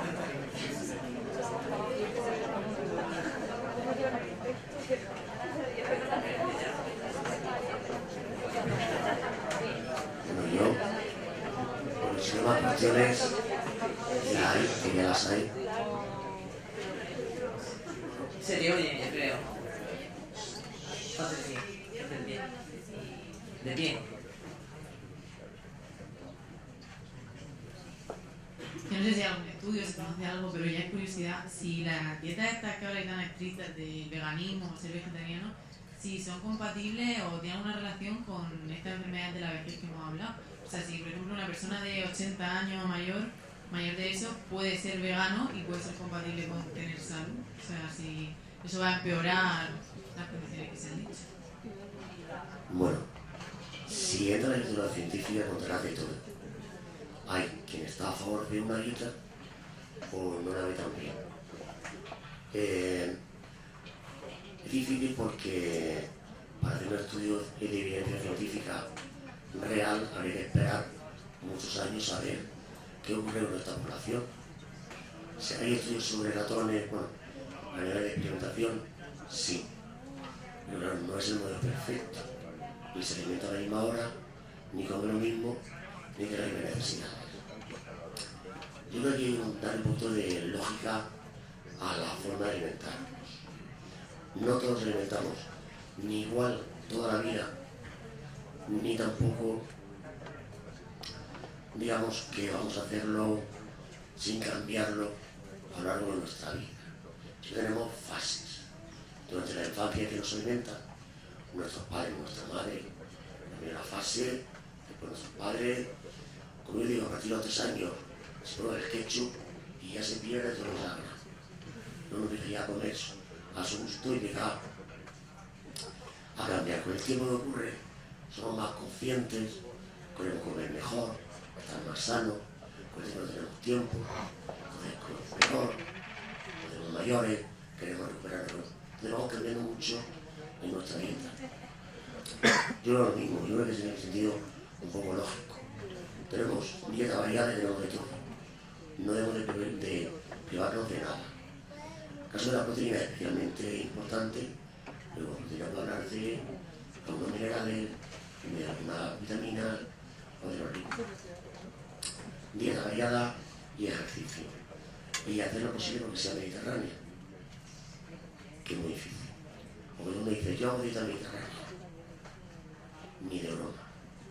Todo el mundo sabe que llega por la mañana y se levanta sin ganas de desayunar, tiene que llegar temprano a la facultad, tiene que ir al trabajo, come de la mañana, come mal. Todas las cosas son las que nos alteran. Cambiamos mucho de ritmo en el fin de semana, durante las vacaciones. Y tratar de mantener ese tiempo, digamos, de ejercicio, que yo creo que es una buena recomendación, mantener 3 comidas al día, al menos, donde damos la energía bien distribuida, las proteínas bien distribuidas y dieta variada, donde ya prácticamente de todo, de todas las colores. Bueno, ya no sé. Vale. Te puedo decir lo mismo. Es decir, hay estudios que dicen que es maravilloso. Pues el otro día, en una charla médica, había quien pensaba y decía que tenía un aporte natural desde excelencia, lo que pueda quedar como mutagénico, lo limpias. Esa es una teoría que existe, pero no está probada. Todavía, pero en el fondo lo que hacemos es, fisiológicamente, de qué tiramos cuando tenemos ayuno. De la reserva, ¿de dónde? De hígado, de músculo, pero lo último tiramos de la grasa. Lo que a veces no es tan bueno, depende de lo que hemos comido en las 2 comidas anteriores. Es decir, yo creo que hacerlo de vez en cuando mejor no viene mal, pero ser adicto a no tiene sentido.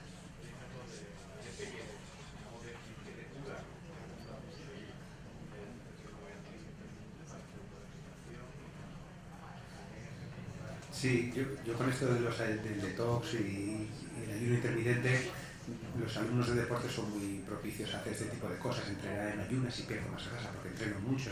Este tipo de prácticas son preguntas muy habituales. Y yo también les digo, como dice Gaspar, que es el sentido común lo que nos tiene que guiar. Si me preguntan, ¿usted entrenaría en ayunas a personas que tienen síndrome metabólico y tienen algún problema en su metabolismo de la glucosa? La respuesta es no. Si me dice un atleta de 25 años que está mejorando sus estrategias nutricionales para competir y está entrenando la forma en que consume más grasas durante el ejercicio para cuando esté en competición, sin ningún problema. Pero yo creo que tiene sentido común. Personas que están con problemas añadidos, personas mayores que no tienen su metabolismo, que tienen resistencia a la insulina, ponerlos en un estrés fisiológico fuera de lo normal no tiene ningún sentido. El sentido común es lo que mejor suele ser la receta en estos casos. Luego siempre hay argumentos que puedes hacer y otros que no sean nada recomendables, aunque sea un deportista de élite. Un nutricionista que sepa que tiene que comer. Y siempre revisión médica.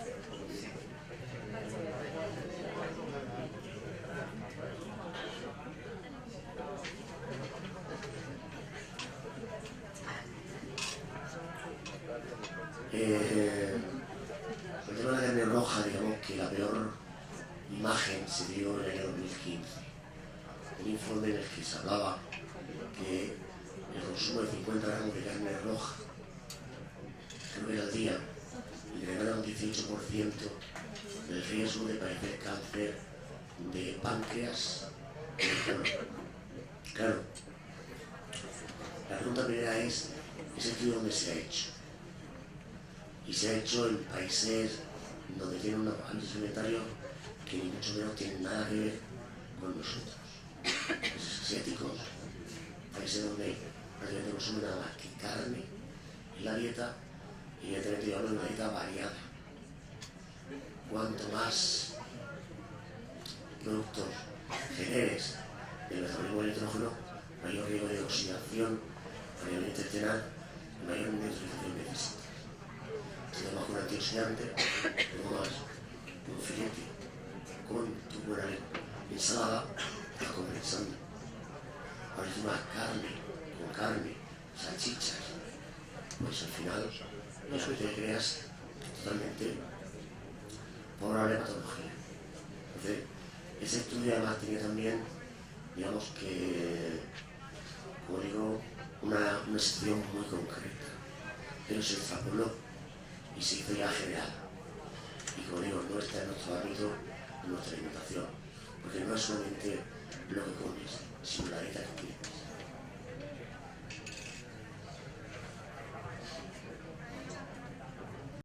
Dando inquietudes, pero dada la hora y que tenemos que volver a Murcia, vamos a concluir. Le dejo la palabra a Rex.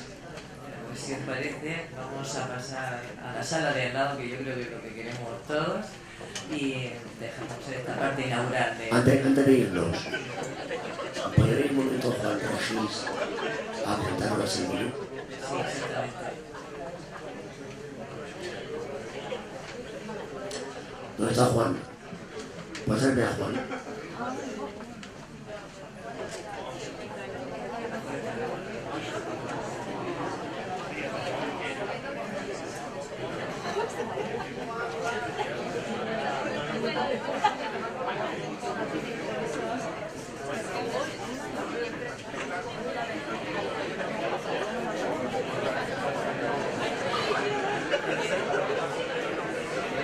Sí, viene, esperemos unos minutos.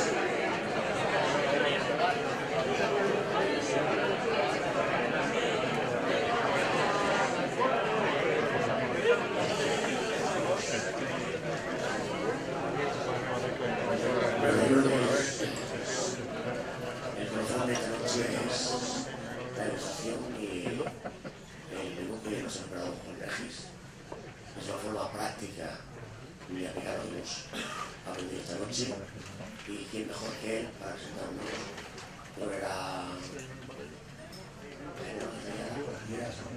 lo que es la necesidad, más o menos, de lo que es.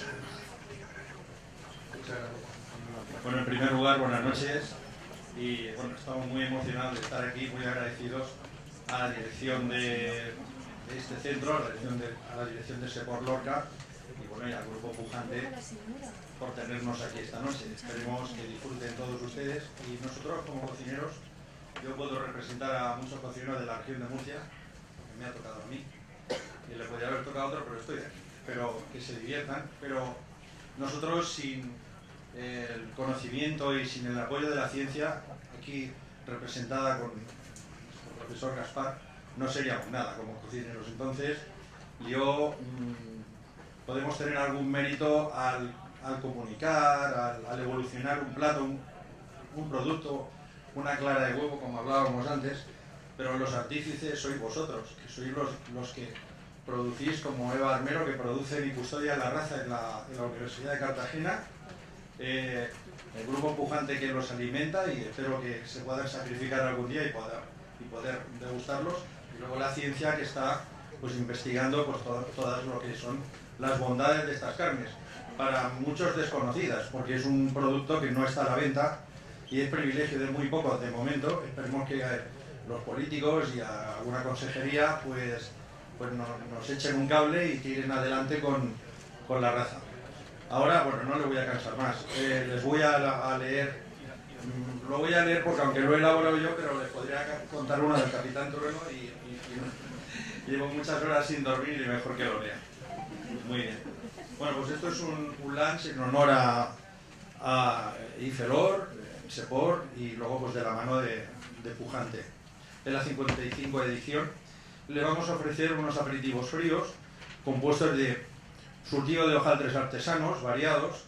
Algunos llevan espinaca, otros llevan morcilla, otros llevan queso, para un poco hacerlo más variado, ¿no? Y luego todo un surtido de elaborados, por ejemplo, iniciamos un encerrado de peringada al perfume de pimentón de Murcia, que no es una sobrasada, pero es la primera vez que se cocina con productos de ave, concretamente pollo certificado, una especie de sobrasada. No se la puede llamar sobrasada porque no es un producto de cerdo, pero sí llevan los ingredientes, las especies de la sobrasada. Y está elaborada prácticamente con pollo certificado. Luego a continuación va un bologán de Royal al perfume de trufa melanosporum. Esto es, si decimos foie de pato o foie de oca, ya está muy denostado, pero no es familiar. Bueno, pues esto es lo que se podría llamar un foie de oca o de pato, pero en el símil, o sea, elaborado en este caso, pollo certificado. Luego seguimos con un pastel cierva, cocinado según sus orígenes. Esto está hecho con gallo murciano. La UVCT nos sirvieron unos gallos el otro día y uno hubo que dividir, porque claro, tampoco hay mucho material, pero le hemos intentado sacar partido a todo. Y algunas preparaciones, como el pastel cierva, está elaborada con partes menos nobles del animal, o sea que todos nos comeríamos el cuarto trasero y el cuarto delantero, pero con el cuello, con la rabadilla, con algunos músculos que tiene un poco debajo de la cadera, pues elaboramos el pastel cierva, como he dicho. Y luego, por último frío, un pollo trufado, que es un pollo certificado. Yo le llamo pollo trufado con frutos de otoño. Estamos en otoño, evidentemente, pues castaña, almendra, melocotón seco, ruibarbo. Es el único componente foráneo como ingredientes de la región de Murcia, es el ruibarbo. Lleva compota de ruibarbo y bueno, es un pollo trufado, que es un pollo deshuesado.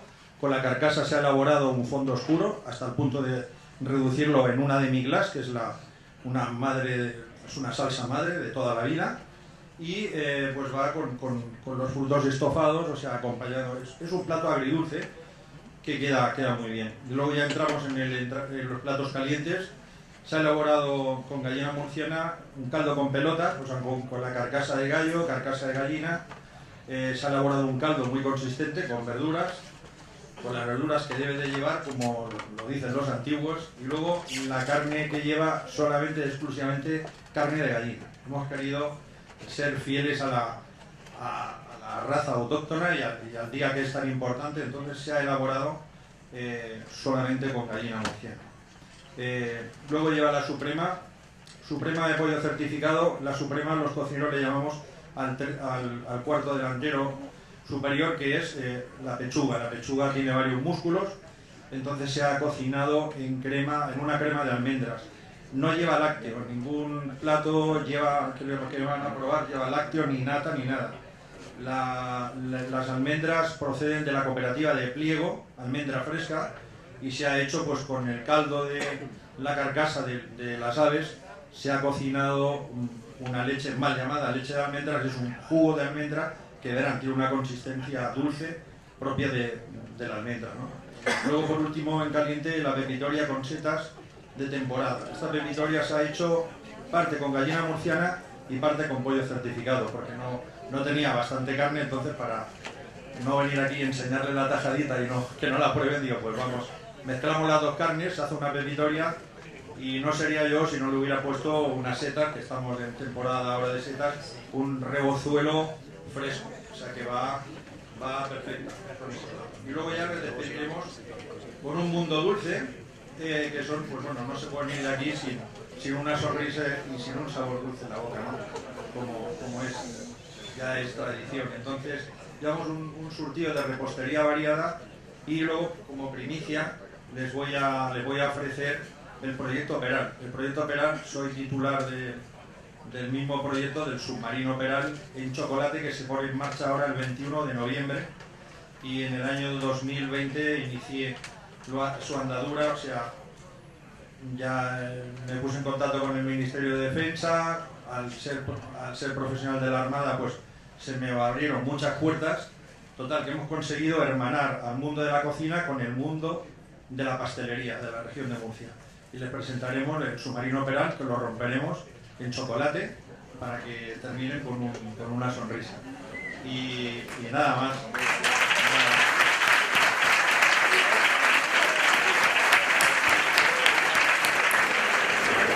Pues yo creo que este colofón final de esta jornada va a ser espectacular.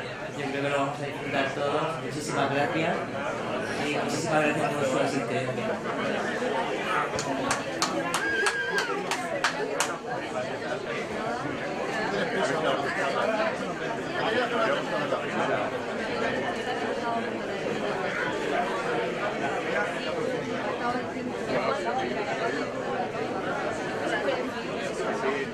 A recordar las días de ciclo semanal. Es un buen paso que después de 2 años